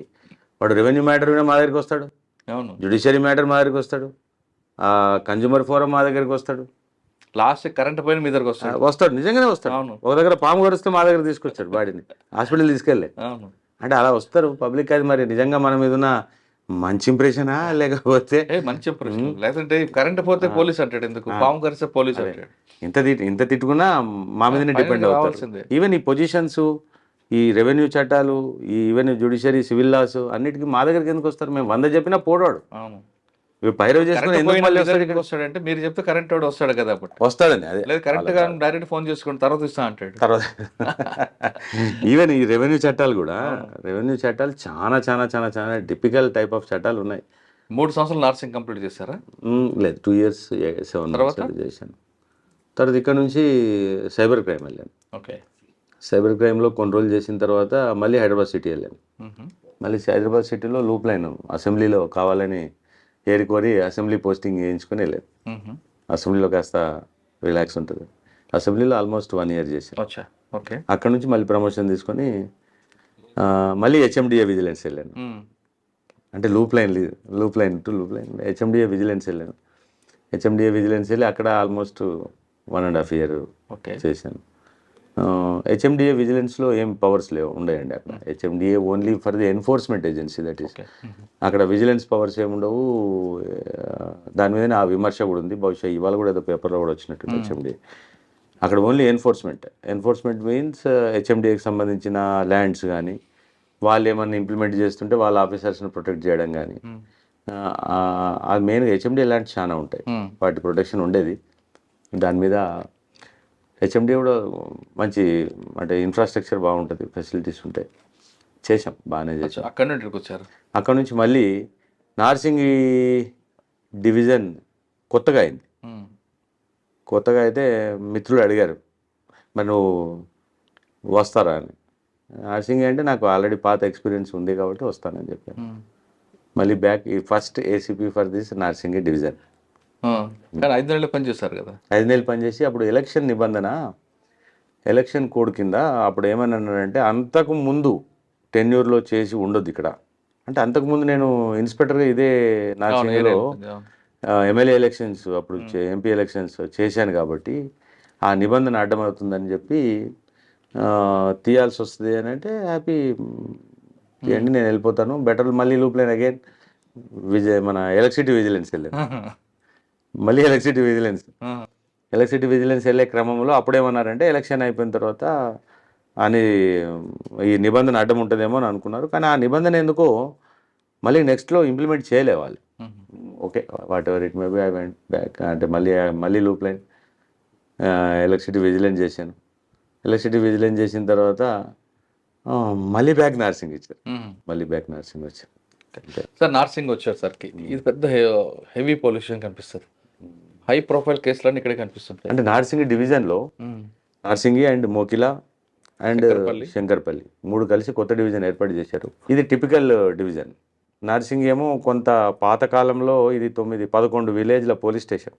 ఇది మెట్రో అయిపోయింది ఇప్పుడు ఆల్మోస్ట్. ఇది పార్ట్ ఆఫ్ సిటీ పోలీసింగ్లో భాగం అయిపోయింది. సిటీ పోలీస్ టైపు అలవాటు అయ్యారు పబ్లిక్ కూడా. Village atmosphere, city policing atmosphere చాలా డిఫరెన్స్ ఉంటుంది. అక్కడేమో లా ప్రివేల్ అవుతుంది, ఆఫీసర్ ఎవరు అన్నది సంబంధం ఉండదు, ఎవరున్నా లా నడుస్తూ ఉంటుంది. ఇక్కడ మనిషికి ఇంపార్టెంట్ ఉంటుంది, ఆఫీసర్ ఎవరు అన్నది ఆ ఫేస్ వాల్యూ చాలా ఇంపార్టెంట్ ఉంటుంది. అంటే సరిగ్గా ఉన్న ఆఫీసర్ ఉంటుంటే మ్యాక్సిమం సమస్యలు అంటే కొంత కంట్రోలింగ్ కానీ దేనికి కానీ ఉపయోగపడతాయి. ఈ విలేజ్ అట్మాస్ఫియర్ ఉంటుంది కొద్దిగా. Narsingi is now converted in to the complete metro type policing. Shankarpally, Mokila ఇంకా స్టిల్ కంప్లీట్లీ విలేజ్ అట్మాస్ఫియర్ ఉంటుంది, రూరల్ అట్మాస్ఫియర్ ఉంటుంది. ఇక్కడ ప్రాబ్లం అంతా ఏంటంటే మాకు ఫోర్స్ చాలా తక్కువ ఉంటుంది. ఇవన్నీ సిటీ పోలీస్కి సైబరాబాద్ పోలీస్కి తేడా ఏంటంటే, సిటీ పోలీస్లో ఈజీగా 150 మంది, ప్రతి చిన్న పోలీస్ స్టేషన్లో 150 మంది ఫోర్స్ ఉంటారు. ఇక్కడ 40 నుంచి 50 మంది ఉంటారు. అంటే పోలీస్ స్టేషన్కి అంటే మీకు 3 పోలీసులు 120 మంది ఉంటారు, తక్కువ. అంతే 40-50 ఇది ఒక 70-80 ఉంటుంది. ఈ పోలీసింగ్ ఇక్కడ పెరుగుతున్న ఈ ప్రజానీకానికి, పెరుగుతున్నటువంటి హ్యాబిటేషన్కి, క్రైమ్కి చాలా చూస్తూనే మార్పు కనబడుతుంది. 2017లో నేను ఇక్కడ ఇన్స్పెక్టర్ చేసినప్పటికీ ఇప్పటికి చాలా తేడా ఉంది. అప్పుడు ఉన్న ఇంపాక్ట్కి ఇప్పటికీ నార్సింగి కానీ లోడ్ చాలా ఎక్కువైపోయింది. మా ఆఫీసర్స్ పర్టికులర్గా ఇన్స్పెక్టర్స్ అంటే ఎస్ఐస్ చాలా అంటే భారాన్ని మోస్తున్నారు, ఎక్కువ ఎఫెక్ట్. లక్కీలీ నేను చెప్పాను కదా, సిఆర్పిసి ఉద్యోగం చేయడానికి మాకు ఏ మాత్రము బాధ లేదు, భయం లేదు. సిఆర్పిసి దాటినప్పుడే ప్రాబ్లం అవుతుంది. అంటే సిఆర్పిసి దాటడం అంటే అవుట్ ఆఫ్ ది వేలో ఉద్యోగం చేయడం, ఓపెన్గా చెప్తే. ఏదో ఒకటి ఎగ్జాంపుల్ చెప్పండి. అవుట్ ఆఫ్ ది వే, ఇక తెలుసు కదా, అవుట్ ఆఫ్ ది వేలో ఉద్యోగం చేయడం చాలా కష్టం. లేని లాని మాకు ఆపాదించుకొని, అది లేని లాని ఫస్ట్ నుంచి కూడా మీకు ఒక ఆఫీసర్ చెప్పిన దగ్గర నుండి, అంబేద్కర్ గారు చెప్పిన దగ్గర నుండి మీరు ఫాలో అవుతున్నారు, రైట్? కానీ ఇక్కడ మీరు అవుట్ ఆఫ్ ద వే చేసింది ఒక ఎగ్జాంపుల్ చెప్పండి. ఉంటాయి, నేను తక్కువ, మిగతా వాళ్ళతో కంపేర్ చేసుకుంటే కొద్దిగా. కానీ ఇక్కడ మీరున్న ఇప్పుడు నార్సింగ్ సబ్ డివిజన్ లో అవుట్ ఆఫ్ ద వే ఉన్న వాళ్ళు ఎక్కువ ఉంటారు కదండి. ఉంటారు, కానీ ఇప్పుడున్న ఆఫీసర్స్ మీకున్న సిపి గారు అయితే అలా 100% అందులోకి వచ్చింది లేదు. ఆయన దగ్గర కోరు కూడా ఎవరు నాకు తెలిసి ఎవరు ఓరు. కానీ పొలిటికల్ ఇన్ఫ్లుయెన్స్ అని ఉంటుందా? ఇప్పుడు మాకు ఇలాంటి ఓపెన్ చెప్తున్నాను. ఇప్పుడు సార్ లాంటి అంటే ఆఫీసర్స్ ఉన్నప్పుడు మాకు ప్రెషర్ తగ్గుతుంది. నేచురల్ సామాజిక వర్గాలు ఎక్కువ వస్తారు కదా, మావాడు అనుకోండి. మావాడని ఏముండదండి, మావాడంటే మేము పోతాం, మావాడు అని అనుకుని మేము పోతాం. కానీ మీ సామాజిక వర్గం, మీ బావగారే ఒక పొలిటికల్గా మంచి స్ట్రాంగ్లు ఉన్నప్పుడు కూడా మీరు ఆ ఇన్ఫ్లుయెన్స్ వాడుకోకుండా మీ దోస్తులకి, మీ బ్యాచ్మేట్స్కి, మీ జూనియర్స్కి ఆ ఇన్ఫ్లుయెన్స్ వాడతారట కదా. కానీ మీ వరకు వాడుకోరు, మిగతా వాళ్ళు వాడిస్తారట కదా. మానవ సహజంగా ఉండేది వాడితే వాడుండొచ్చు, కానీ మీరు వాడుకోరాడు కదా. అది అవసరం కూడా పడలేదు నాకు నిజం కూడా. ఎప్పుడు ఆల్వేస్ ఆఫీసర్సే సపోర్టింగ్ ఉన్నారు, ఈవెన్ హైయెస్ట్ లెవెల్లో ఉన్న వాళ్ళు సపోర్టింగ్ ఉన్నారు, అందులో నో ఇష్యూ. కానీ సాటిస్ఫాక్షన్ అనేది మీరు అన్నట్టు ఇప్పుడు ఇది అంటే open talk me with you, I'm telling. Satisfaction అంటే మన షాన్లో ఫరక్ వచ్చినప్పుడు ఎంత ఏమున్నా అది వేస్ట్. పోలీసింగ్లో మనం చేస్తున్న ఉద్యోగానికి మనం నష్టం చేసినప్పుడు, అంటే మనము డిసాటిస్ఫై అయినప్పుడు, తెలంగాణలో జాన్ గయేతో పర్వానే మగర్ షాన్ మే ఫరక్ నయానా, జాన్ గయేతో పర్వానే మగర్ షాన్ మే ఫరక్ నయానా. ఎదుటోడు ఎవడన్నా ఉండండి, if at all I'm right, I'm strong. ఎదుటోడు రిక్షా పుల్లర్ కానివ్వండి, ఎదుటోడు ఎంత పెద్దోడన్నా కానివ్వండి. If at all I'm wrong, I'm weak. ఎదుటోళ్ళు ఎంత చిన్నోడైనా నేను సారీ చెప్తాను. తప్పు గిట్ట నేను లీగల్గా, I'm telling the legal, what is wrong, what is right as per the లీగల్గా నేను తప్పు చేయను. నాకు తెలిసి నేను 100% లీగల్గా తప్పు చేయాల్సిన పని ఉంటే, మీరు అన్నారు కదా, నా బంధువులైనా నేను ఒప్పుకోను, నా దోస్త్ అయినా ఒప్పుకోను. లీగల్గా రైట్ ఉంటే right, okay, I can't do anything. ఇక్కడ ఎప్పుడు రాలేదా మీకు అవుట్ ఆఫ్ ద వే చేయమని? వస్తాయి, చాలా వస్తాయి, చెయ్యం, మొహమాటం లేకుండా చెప్తాను, చెయ్యను. సార్ ఇక్కడ చాలా ప్రెజర్ కేసులు వచ్చాయి, ఒక జానీ మాస్టర్ కానీ రాస్తారు. వీటికంటే ప్రెషర్ చాలా ఉంటాయి. మెయిన్ ప్రెషర్స్ మాకు ల్యాండ్ రిలేటెడ్ ఇష్యూస్లలో ఉంటాయి. ఏదో 1-2 సందర్భంలో మేము వినాల్సి వచ్చినా మాకు టోటల్గా మా అసంతృప్తి ఉంటుంది లోపల. లీగల్గా చేయలేకపోయామనే బాధ ఉంటుంది. అందులో క్వశ్చన్ లేదు. సిపి గారు ఒప్పుకోరే, రూల్ ఆఫ్ లా అంటాడు కదా. 100% మేము కూడా ఒప్పుకోము, అందులో క్వశ్చన్ లేదు. సార్ వాళ్ళ ఫాదర్ దగ్గరే పనిచేసాం, అక్కడే నేర్చుకున్నాం, ఇక్కడ కాదు. అవును, అక్కడే నేర్చుకున్నాం. నేను చెప్పే కదా, మహంతి సార్ దగ్గర, ఏకమహంతి సార్ దగ్గర పనిచేసాం. సిఆర్పిసి తప్ప మేము ఉమేష్ షరాఫ్ దగ్గర నుంచి నేర్చుకున్నామండి. సిఆర్పిసి నేనని కాదు, సిటీలో పనిచేసిన, ఇది ఇంత అంటే గొప్పగా కూడా చెప్పగలుగుతున్నాం, సిటీలో పనిచేసిన most of the officers bind by the law అలవాటు అయి ఉంటుంది. అప్పుడు మాకు నిజంగా కూడా నిన్నమొన్నటి వరకు అక్కడ ఏం ఇన్ఫ్లుయెన్స్ ఏం లేదు, యాజ్ పర్ ది లానే పనిచేసాం. ఇక్కడ వస్తే మాకు వచ్చేది ఎక్కువ ఇన్ఫ్లుయెన్స్ ఏంటి, ల్యాండ్ పొజిషన్స్ మీదనే ఇన్ఫ్లుయెన్స్ వస్తుంది. ప్రతి ఒక్కడు దొంగడు కూడా వచ్చి నేనే పొజిషన్లో ఉన్నా అంటాడు. అవును, ఇప్పుడు వాడు 10 రోజుల్లో వచ్చి కంప్లైంట్ ఇన్ఫ్లుయెన్స్ ఉంటాడు, అక్యూజ్డ్ పార్టీ ఇన్ఫ్లుయెన్స్ ఉంటాడు. ఈ ప్రెజర్ ఎలా తట్టుకుంటారండి? ప్రెజర్ ఏంటి, లా as per the law only. Pressure ఏముంది, ఇప్పుడు మాకు ఉన్న స్టాండర్డైజ్డ్ ప్రోగ్రామ్ ఏముంటుంది. ఇప్పుడు మీరు అన్నట్టు ల్యాండ్ పొజిషన్స్లే మాకు ఇష్యూ. అవును, అందులో టైటిల్ డిస్ప్యూట్ మీద మేము శాస్త్రాన్ని ఏం చదవం లేదు. దాంట్లో ఇప్పుడు 20 ఏళ్ళు 30 ఏళ్ళు తెగని వాద్యం ఏదైనా ఉంటే అది మా దగ్గర 2 రోజుల్లో తెగుతాం అనుకోవడం మూర్ఖత్వం. అవును, దానికోసం ఇక్కడ మన వాళ్ళు ఏం అడ్డదారి దొక్కేది ఏంటి, పొజిషన్లో నేనున్నా అని అడ్డమైన ఆర్గ్యుమెంట్ చేస్తారు. ప్రతి ఒక్కడు ఏముంటాడు, అక్యూడ్ నేను ఉన్నా అంటాడు, కంప్లైంట్ నేనే ఉన్నా అంటాడు. ఎంత అన్యాయం ఇది. అదే ఆ హెడేక్ ఎలా పోయి భరిస్తున్నారట. అంటే ఇప్పుడు కొద్దిగా మోడర్న్ టెక్నాలజీ కూడా వచ్చింది, గూగుల్ ఇవంతా ఉంది కాబట్టి, ఈవెన్ గూగుల్ మ్యాప్స్లలో పోతే, గూగుల్ ఎర్త్ మ్యాప్లో పోతే పొజిషన్లో ఎవడన్నా ఉందా లేదా అని ఒక 3 months బ్యాక్ పోయి చూసుకుంటే అక్కడ ఏముందో కనబడుతుంది. 6 months బ్యాక్ ఏముందో అది మంచి టెక్నిక్. ఇప్పుడు ఇంతకుముందు లాగా నేను 6 నెలల కింద కట్టాను అంటే కేసుల కన్నా ల్యాండ్ ఇష్యూలోనే హెడేక్ ఉంటుంది. ల్యాండ్ ఇష్యూలోనే హెడేక్ అండి, మిగతాది పెద్దగా. సరే, జానీ మాస్టర్ కేసు చెప్పండి. జానీ మాస్టర్ కేసులు ఇవన్నీ మాకు ఎక్కడ టెక్నికల్గా ప్రాబ్లం అవుతున్నాయంటే, జానీ మాస్టర్ కేసు అయినా ఏదైనా ఎప్పుడైతే నిర్భయ యాక్ట్ అమెండ్మెంట్స్ వచ్చాయో, ఈవెన్ ఇండియన్ ఎవిడెన్స్ యాక్ట్లో కానీ, తర్వాత ఈవెన్ డెఫినేషన్ ఆఫ్ ది రేప్లో కానీ, ఈ రెండు తేడా వచ్చింది నిర్భయ యాక్ట్ తర్వాత. ఎప్పుడైతే ఆ అమెండ్మెంట్ వచ్చిందో అప్పటి నుంచి మేము కొంత టిల్టింగ్ టువర్డ్స్ విక్టిమ్ కంప్లైంట్ అన్నది కంపల్సరీ అయిపోయింది. I can't judge by sitting in my chair, వాళ్ళు అట్లా వీళ్ళు ఇట్లా నేనేం చెప్పలేను. Complaint is the complaint, that's it. Complaint వచ్చింది అంతే, ఎవిడెన్స్ లేదు దానికి, అయిపోయినట్టే. చేసింది అని ఒకవేళ కంప్లైంట్ వచ్చింది అంటే ఐ కాంట్ సిట్ అంటే ఫైనలైజింగ్ ఇన్ మై చైర్, కాదు కాదు ఇది కాదు అనేందుకు నాకేం అధికారం లేదు. కాబట్టి మా వాళ్ళు ఖచ్చితంగా ఆ కంటెంట్ ఆఫ్ ది కంప్లైంట్ని బట్టి ఖచ్చితంగా కేసు రిజిస్టర్ చేస్తారు. కేసు రిజిస్టర్ చేసిన తర్వాత ఇక next course of action will shift to the court. Court ఎట్లా యాక్షన్ తీసుకుంటే కేసు యాక్చువల్గా రాయదుర్గం పోలీస్ స్టేషన్కి వచ్చింది ఫస్ట్. అక్కడ వారం రోజులు ఉన్న తర్వాత మీ దగ్గరకు వచ్చింది. ఫస్ట్ అక్కడ వాళ్ళు అక్కడ ఉండేవారు అనుకుని రాయదుర్గం పోలీస్ స్టేషన్లో ఉన్నప్పుడు ఎక్కడ లీక్ కానీ ఆ కేసు నార్సింగ్ పోలీస్ స్టేషన్ వచ్చిన వెంటనే బయటికి ఎలా లీక్ అయిందండి? లీక్ కాదు, అది ఎఫ్ఐఆర్ అయితే అది ఓపెన్ డాక్యుమెంట్. ఇప్పుడు మేమేమి ఏది హైడ్ చేసి అంటిల్ అన్లెస్ ఏమన్నా స్పెసిఫిక్ ఇంపార్టెన్స్ ఉంటే హైడింగ్ అని పెడతాం కదా. ఆ 99.9 కేసెస్ మా దగ్గర ఓపెనే ఉంటాయి. కానీ కొన్ని కేసుల్లో ఇంపార్టెంట్ కేసు ఉంది అనుకోండి, ఎఫ్ఐఆర్ రిజిస్టర్ చేస్తే బయటికి లీక్ అవుతుందని కొన్నిట్లలో పెడతాం. అది ఆ విధంగా నేను పెట్టారా? దీన్ని పెట్టలేదు. ఇప్పుడు ఏమవుతుందంటే జానీ మాస్టర్ అనే అతను ఎవరో మాకు తెలియదు, ఆ అమ్మాయి ఎవరో తెలియదు, నిజం కూడా తెలియదు మాకు. ఎవరు జానీ మాస్టర్ ఎవరు? సినిమాలు మేము చూసి బంద్ చేసి చాలా ఏళ్ళైంది. మాలాంటి వాళ్ళకు ఏం తెలుస్తుంది? అమ్మాయి కంప్లైంట్ కంటెంట్ మీద వెళ్తాం. కంటెంట్ మీద వెళ్ళినప్పుడు అక్కడ ఇప్పుడు అది మీడియా పాయింట్ ఆఫ్ వ్యూలో ఇంపార్టెంట్ కేసేమో కానీ మా దాంట్లో రొటీన్ కేసు అది. అవును, కానీ అంతకన్నా ముందు రాజ్ తరుణ్ కేసు వచ్చింది. రాజ్ తరుణ్ కేసు కూడా నోటీస్ ఇచ్చి జానీ మాస్టర్ని అరెస్ట్ చేశారనేది ఒక వివాదం. లేదు, అది ఏం ఫస్ట్ ఏం చూస్తుంటే అందులో కేసులో ఐఓ గడే ఇమినెంట్ పవర్స్. ఐఓ ఇన్వెస్టిగేటింగ్ ఆఫీసర్కు సిఆర్పిసిలోనే ఆ అధికారాలు ఉన్నాయి. పోలీసులో 3 రకాల అధికారాలు ఉంటాయి. ఒకటి ఎంటైర్ పోలీస్ పవర్స్ అంటే constable to commissioner, and IO powers investigating officer powers. Third is the SHO station house officer powers. అంటే స్టేషన్ హౌస్ ఆఫీసర్ మీద కూడా నేను స్టేషన్ హౌస్ ఆఫీసర్, నా పైన డీసీపీ గారు స్టేషన్ హౌస్ ఆఫీసరే, సిపి గారు స్టేషన్ హౌస్, అందరం ప్రివేల్ అవుతాం. ఈ 3 పవర్స్ కింద డిఫరెన్సెస్ ఉంటాయి. ఐఓ ఒకవేళ ఇటు వ్యక్తి విచారణకు హాజరవుతాడు, ఇన్వెస్టిగేషన్కి ఇంటర్ఫియర్ కాడు, ఎవిడెన్స్ని ఇన్ఫ్లుయెన్స్ చేయడు అని వీడు అనుకుంటే వాడు 41 నోటీస్ ఇస్తాడు, 41A నోటీస్ ఇస్తాడు.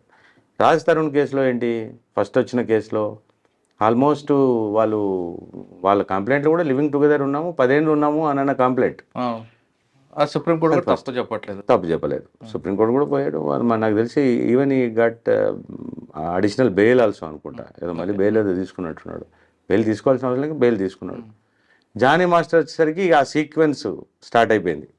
మాకు సీక్వెన్స్ స్టార్ట్ అయినప్పుడు కొద్దిగా మీ ఇన్ఫ్లుయెన్స్ కూడా మాకు ఎక్కువ, అంటే అండ్యూగా తెలియకుండానే మా మీద కూడా మాకు పడుతుంది ఇంపాక్ట్. మీడియా ట్రయల్ ఇంపాక్ట్ పడుతుంది మాకు. మీడియా ట్రయల్ ఇంపాక్ట్ లేకపోతే మేము కొద్దిగా జర నిష్పక్షపాతంగా. కేసులో జానీ మాస్టర్ కేసులో కంప్లైంట్ ఏజ్ బిలో మైనర్ 18 అని పోక్సో యాక్ట్ వచ్చేటట్టుగా పెట్టారు. ఇక దట్ హ్యాస్ టు బి, అంటే కోర్టు డిసైడ్ చేయాలి. షార్ట్ షీట్ వేశారంట. వేసేసాం. ఓకే, నెక్స్ట్ అదే టైం నడుస్తున్న టైంలో యూట్యూబర్ హర్ష, ఆయన ఎవరు తెలియదు, యూట్యూబరు ఆర్ట్యూబర్ అని మాకేం తెలియదు. హర్ష విషయంలో ఆయన బయటికి వెళ్ళే వరకు పోలీసులు చేయలేదు, అంటే బెయిల్ తెచ్చుకున్న వరకు ఏం చేయలేదు. Arrest is not at all necessary factor for the investigation. అవును, మేమే అవసరం లేదంటే అవసరం చేయము. ఇప్పుడు అల్టిమేట్గా మేము ఉన్న సంఘటనలన్నింటినీ కూర్పి ఛార్జ్ షీట్ రూపంలో మేము కోర్టుకు సబ్మిట్ చేయడం మటుకే మా పని. ఇప్పుడు అరెస్ట్ చేసినంత మాత్రాన ఇప్పుడు మాకు ఏమైనా ఎవిడెన్స్ దెబ్బతింటుంది అని అంటే జనరల్ అరెస్ట్, ఓకే హర్ష అనే వ్యక్తి బహుశా ఇక్కడ మన దగ్గర రాయే లోపల ఆయనకు ఇన్ఫర్మేషన్ కూడా లీక్ అయ్యి వైజాగ్ అనుకుంటా కదా, వైజాగ్ అతను అక్కడ నుంచి అంటే ఏటో అబ్రాడ్ వెళ్ళిపోయాడు అని. ఇప్పుడు మరి అలాంటి వ్యక్తికి మరి బెయిల్ ఇవ్వదు కదా, కోర్టు బెయిల్ ఇచ్చిందంటే యాక్సెప్టెడ్ అన్నట్టే కదా. బెయిల్ ఇచ్చినప్పుడు మనం బెయిల్ క్వశ్చన్ చేసినందుకు మీరు నేను ఎవరికి అధికారం లేదు. బెయిల్ ఇచ్చింది, దాని ప్రకారం ఛార్జ్ షీట్ వేయడం జరుగుతుంది. ఈ 3 కేసెస్ కూడా రియలీ మీడియా ఇంపార్టెంటెడ్ కేసెస్, కానీ మాకు రొటీన్ కోర్సులో కరెక్టే, మీకు రొటీనే. కానీ ఈ కేసుకి మధ్యలో గ్యాప్ లేకుండా ఒక్కొక్క కేసు పడుతున్నప్పుడు మీరు కానీ మీ సబార్డినేట్స్ కానీ ఆ ప్రజలు ఎలా తీసుకున్నారండి? కొంచెం గ్యాప్ ఉంటే అది వేరేగా ఉంటుంది. ప్రెజర్ ఉంటుంది. మా వాళ్ళు కూడా అందరూ ప్రెజర్కి డిపార్ట్మెంట్లో మొదటి నుంచి అలవాటు అయిపోయిన వాళ్ళే పాపం ఉంటారు. మా ఇన్స్పెక్టర్స్ కానీ మేము కానీ ఈవెన్ మా ఎస్ఐస్ కానీ ఇలాంటి కేసెస్ ఉన్నప్పుడు ఆల్మోస్ట్ ఇక్కడే 2-3 రోజులు ఉండి పనులు చేసుకున్న సందర్భం ఉంటుంది. ఖచ్చితంగా మా ప్రెషర్కి అలవాటు అయి ఉంటారులేండి మా వాళ్ళు. ఏమి దాని గురించి లేదు. నేను చెప్పాను కదా ఆఫీసర్ సభాష్ అంటే చాలు మా వాళ్ళు 24 గంటలు పని చేస్తారు, చెప్పుకుంటారు. చెప్పుకుంటారు, పని చేస్తారు. క్వశ్చనే లేదు. అది సార్ ఇప్పుడు నార్సింగ్ మీద ఫోకస్ అయింది ఏమేది? నార్సింగ్ చాలా సార్లు చూసారు, ఇన్స్పెక్టర్ గా చూసారు, ఏసీబీగా చూసారు. నార్సింగ్ సబ్ డివిజన్ అండి. ఇది గ్రోయింగ్ ఏరియా కాబట్టి ఖచ్చితంగా అంటే పోలీసింగ్ పాయింట్ ఆఫ్ వ్యూలో ఏమేమి ఉందో మాకు మిగతా డిపార్ట్మెంట్ల పనితీరు కూడా మా మీద ఇంపాక్ట్ పనిచేస్తుంది. ఇప్పుడు రెవెన్యూ వివాదాలు ఎక్కువ. ఈ రెవెన్యూ డిపార్ట్మెంట్లు, రెవెన్యూ ట్రిబ్యునల్స్ కానీ లేకపోతే మిగతా వ్యవస్థలు కానీ సరిగ్గా పనిచేసి భూమికి సంబంధించినటువంటి ఇష్యూస్ ఇమ్మీడియట్గా తేల్చగలిగితే మా మీద సగం ప్రెషర్ పోతుంది. భూ సంబంధిత వివాదాలు పబ్లిక్ వచ్చిన వాళ్ళు ఏమంటారు మనను ఖచ్చితంగా సార్ అక్కడికి వెళ్తే 10 ఏళ్ళు అవుద్ది, 20 ఏళ్ళు అవుద్ది. అవునండి. ఇప్పుడు మీరేమో సివిల్ మ్యాటర్ అంటారు, అది మనం ఏమో చేయలేని కోర్టుకి వెళ్తే టైం పడుతుంది. దాంతో థర్డ్ పార్టీకి వాళ్ళు అప్రోచ్ అవుతున్నారు. అది మరి ఓటర్లు, ప్రభుత్వాలు అందరూ కలిపి మార్పు తీసుకొచ్చి ఆ వ్యవస్థ బాగుపడేటట్టు చేస్తే మేము కాస్త హ్యాపీగా పనిచేసుకోగలుగుతాం. కానీ మీరు వద్దుంటారు కొంతమంది ఇలాంటి వివాదాలు ఉంటేనే ఆఫీసర్కి డబ్బులు వస్తాయి కదా. కరెక్టే. మళ్ళీ మొదటికి వచ్చారు కామెడీ పర్ర కూడా అంటే అంటే 2 రకాలు ఉంటాయండి. ఇప్పుడు ప్రశాంతంగా నిద్రపోగలిగితే అదే 10,000 అనుకునే వాళ్ళకి నిద్రలో కూడా గలవరిచ్చే వాళ్ళకు తేడా ఉంటుంది. మేము ప్రశాంతంగా నిద్రపోవాలని కోరుకునే టైపు. అంటే మీరు పడుకోవడం పబ్లిక్ కూడా అంటే వాళ్ళు పడుకుంటే మేము పడుకుంటాం కదా. దాంట్లో మీనింగ్ ఏంటంటే వాళ్ళు ప్రశాంతంగా పడుకోగలిగితే మేము పడుకుంటాం. వాళ్ళ దాంట్లో అశాంతి ఉందనుకోండి మేము పడుకోలేము. సింపుల్లీ మాకు నిద్ర రాదు. ఇప్పుడు what that the things are going on in Shankarpally, Mokila more then the Narsingi ఇప్పుడు ప్రాబ్లమ్స్ ఆల్మోస్ట్గా ఇక్కడ కొద్ది గొప్ప అదుపులోకి వచ్చాయి, బాగానే ఉంది. Now our problem is mostly with the rural areas. అక్కడ అంత ఈజీగా లా ఇంప్లిమెంట్ చేయడం సాధ్యం కాదు. ఇప్పుడు చిన్న యాక్సిడెంట్ అయింది అనుకోండి, యాక్సిడెంట్లో రికవరీ ట్రిబ్యునల్స్ ఉంటాయనేమో, లేకపోతే కోర్టుకు పోయి కంపెన్సేషన్ వస్తుందనో ప్రజలు పాలకులు ఎవరు అనట్లేదు. వెంటనే శవాన్ని తీసుకొచ్చి రోడ్డు మీద పెడతారు, ధర్నా అంటారు. వెంటనే అప్పటికప్పటికి అది తేల్చేయాలి. వాడిగా 10 లక్షలు 20 లక్షలు వాడిని అడుగుతారు, ఆ గోలా గాయ గతరంతా చేస్తారు. దాని మీద ఇమీడియట్గా అప్పటికల్లా సాయంత్రం కల్లా క్లోజ్ కావాలి. ఇన్స్టెంట్ జస్టిస్ కావాలి. ఇన్స్టెంట్ జస్టిస్ అనే టెండెన్సీ ఇంకా రూరల్ ఏరియాస్లో చాలా పెద్దగా ఉంది. ఇప్పుడు మాకు చాలా మా ఏరియాలో రూరల్ ఏరియాస్ పోతే యాక్సిడెంట్ అయిందంటే ఇదే ప్రాబ్లం. యాక్సిడెంట్ అయిందంటే శవాన్ని రోడ్డు మీద పెట్టాలి, వెంటనే దాన్ని సెటిల్ చేసుకోవాలి. ఈ తత్వం ఉంటే దీనికి ఏదో ఆల్టర్నేటివ్ చేసే డ్యూటీ మీద కాదు కదా. కాదు, ఆ దరిద్రానికి మేము నెత్తి మీద ఎత్తుకోవాల్సి వస్తుంది కదా. రోడ్డు మీద మేము ఉంటాం కాబట్టి మీరు అంటారు కదా అన్ని పనులు చేయాలి. మేము రాను డాక్టర్ ఆపరేషన్స్ కూడా మేమే చేయాల్సిన పరిస్థితి వచ్చేటట్టుంది. ఇప్పుడు సార్ అన్నారు ఒకసారి, ఏకే మహంతి సార్ అన్నారు, రోడ్డు మీద మా వాళ్ళు ట్రాఫిక్ వాళ్ళు మట్టేస్తూ రోడ్లు చేస్తుంటారు, ఆటలు ఆడిచ్చేస్తుంటారు, గేమ్స్ కండక్ట్ చేస్తారు. ఇవన్నీ మా పని కాదని చెప్పారు. మా పని మాకు పోలీసింగ్ చాలా ఉంది. ఇక్కడ మేము చేసుకోవాల్సిన పని చాలా ఉంది. అది రెవెన్యూ డిపార్ట్మెంట్ వాళ్ళది కదా, మాది కాదంటే sports department, revenue department, R&B department, electricity department అన్నీ ఉన్నాయి కానీ అన్నిటికంటే ఎక్కువ అన్ని మేమే నెత్తి మీద వేసుకొని చేయట్లేదు. సర్వాంతర్యామిలో అయ్యాము. ఇక మా వాళ్ళకి నెక్స్ట్ కొంత ఆపరేషన్లు కూడా అన్నీ నేర్పించేస్తారు, అది కూడా చేసేస్తారేమో. సార్ ఫైనల్గా చెప్పండి, ఈ డిపార్ట్మెంట్లోకి రావాలనుకునే వాళ్ళకి మీరు ఇచ్చే మెసేజ్ ఏంటి? ట్రూలీ స్పీకింగ్ చాలా టఫ్ జాబ్. ఇప్పుడున్న జనరేషన్కి ఉన్న జీతంతో పనిచేయాల్సిన పరిస్థితులు ఉంటాయి. కాబట్టి బెటర్ ఆప్షన్స్, ఎందుకంటే రూరల్ ట్రాన్స్ఫర్స్ అన్నీ కూడా ఉంటాయి కాబట్టి బెటర్ ఆప్షన్స్ వాళ్ళకి చాలా ఉన్నాయి. కానీ అలా అని చెప్పి ఈ ఆప్షన్ ఎవరు ఎంచుకుంటారు అని అనుకుంటే రూరల్ బ్యాక్గ్రౌండ్ ఉన్న రూరల్ ఫోకే ఈ జాబ్స్కి వస్తారు. డిగ్నిఫైడ్ జాబే మనం చేసుకున్నంత. ఎప్పుడైతే నేను చెప్పాను చూడండి, when we are right we are strong, when we are wrong we are weak. This the simple principle to the all the staff. మన ఉద్యోగం మనం చేసుకున్నన్ని రోజులు, యాజ్ పర్ ది లా పనిచేసినన్ని రోజులు, అంటే CRPC whatever the BNSS, ఎవరికి భయపడాల్సిన అవసరం లేదు. మన ఉద్యోగం మనం మంచిగా గల్ల ఎగరేసుకుని చేసిపోవచ్చు. ఎప్పుడైతే మనం కక్కుర్తి పడతామో, ఎక్కడైతే మనం తప్పు చేస్తామో దాన్ని మనం ఆపాదించుకొని మిగతా వాళ్ళ మీద ఏడవడం వేస్ట్. కాబట్టి నీతి నిజాయితీగా మనము సబ్జెక్ట్ ఉండి మన పని మనం చేసుకున్నన్ని రోజు హ్యాపీయెస్ట్ జాబు చేయొచ్చు. ఈ మధ్య ఈవెన్ ఆఫీసర్స్ రికగ్నిషన్ కూడా బాగానే ఉంది, శాలరీస్ కూడా బాగానే ఉన్నాయి.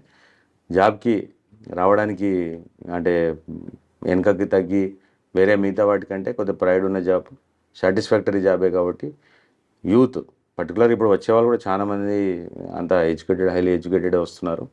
కొద్దిగా quality and character is most important. Character ఉంటే అన్నీ ఉంటాయి, క్యారెక్టర్ ఉంటే అన్నీ ఉంటాయి. కాబట్టి ఆ క్యారెక్టర్ని దృష్టిలో పెట్టుకొని వస్తే జాబ్ సాటిస్ఫాక్టరీ ఉంటుంది. పబ్లిక్ సేవ చేయాలంటే the best platform police department అంటున్నారు రమణ గౌడ్ గారు.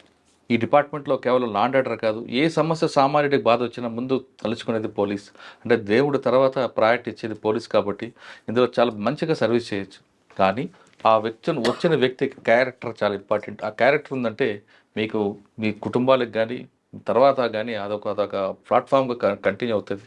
ఎక్కడైతే మీరు నీతిగా నిజాయితీగా నిబద్ధతగా లేకపోతే అది ఒక మచ్చగా మాత్రం మీకు ఉండిపోతుంది అంటున్నారు రమణ గారు. ఇది ఈ వారం రమణ గారితో ఎక్స్క్లూజివ్ ఇంటర్వ్యూ. వచ్చే వారం మరో గెస్ట్తో మళ్ళీ కలుద్దాం. అంతవరకు నమస్తే. Thank you sir. Thank you very much. Thank you.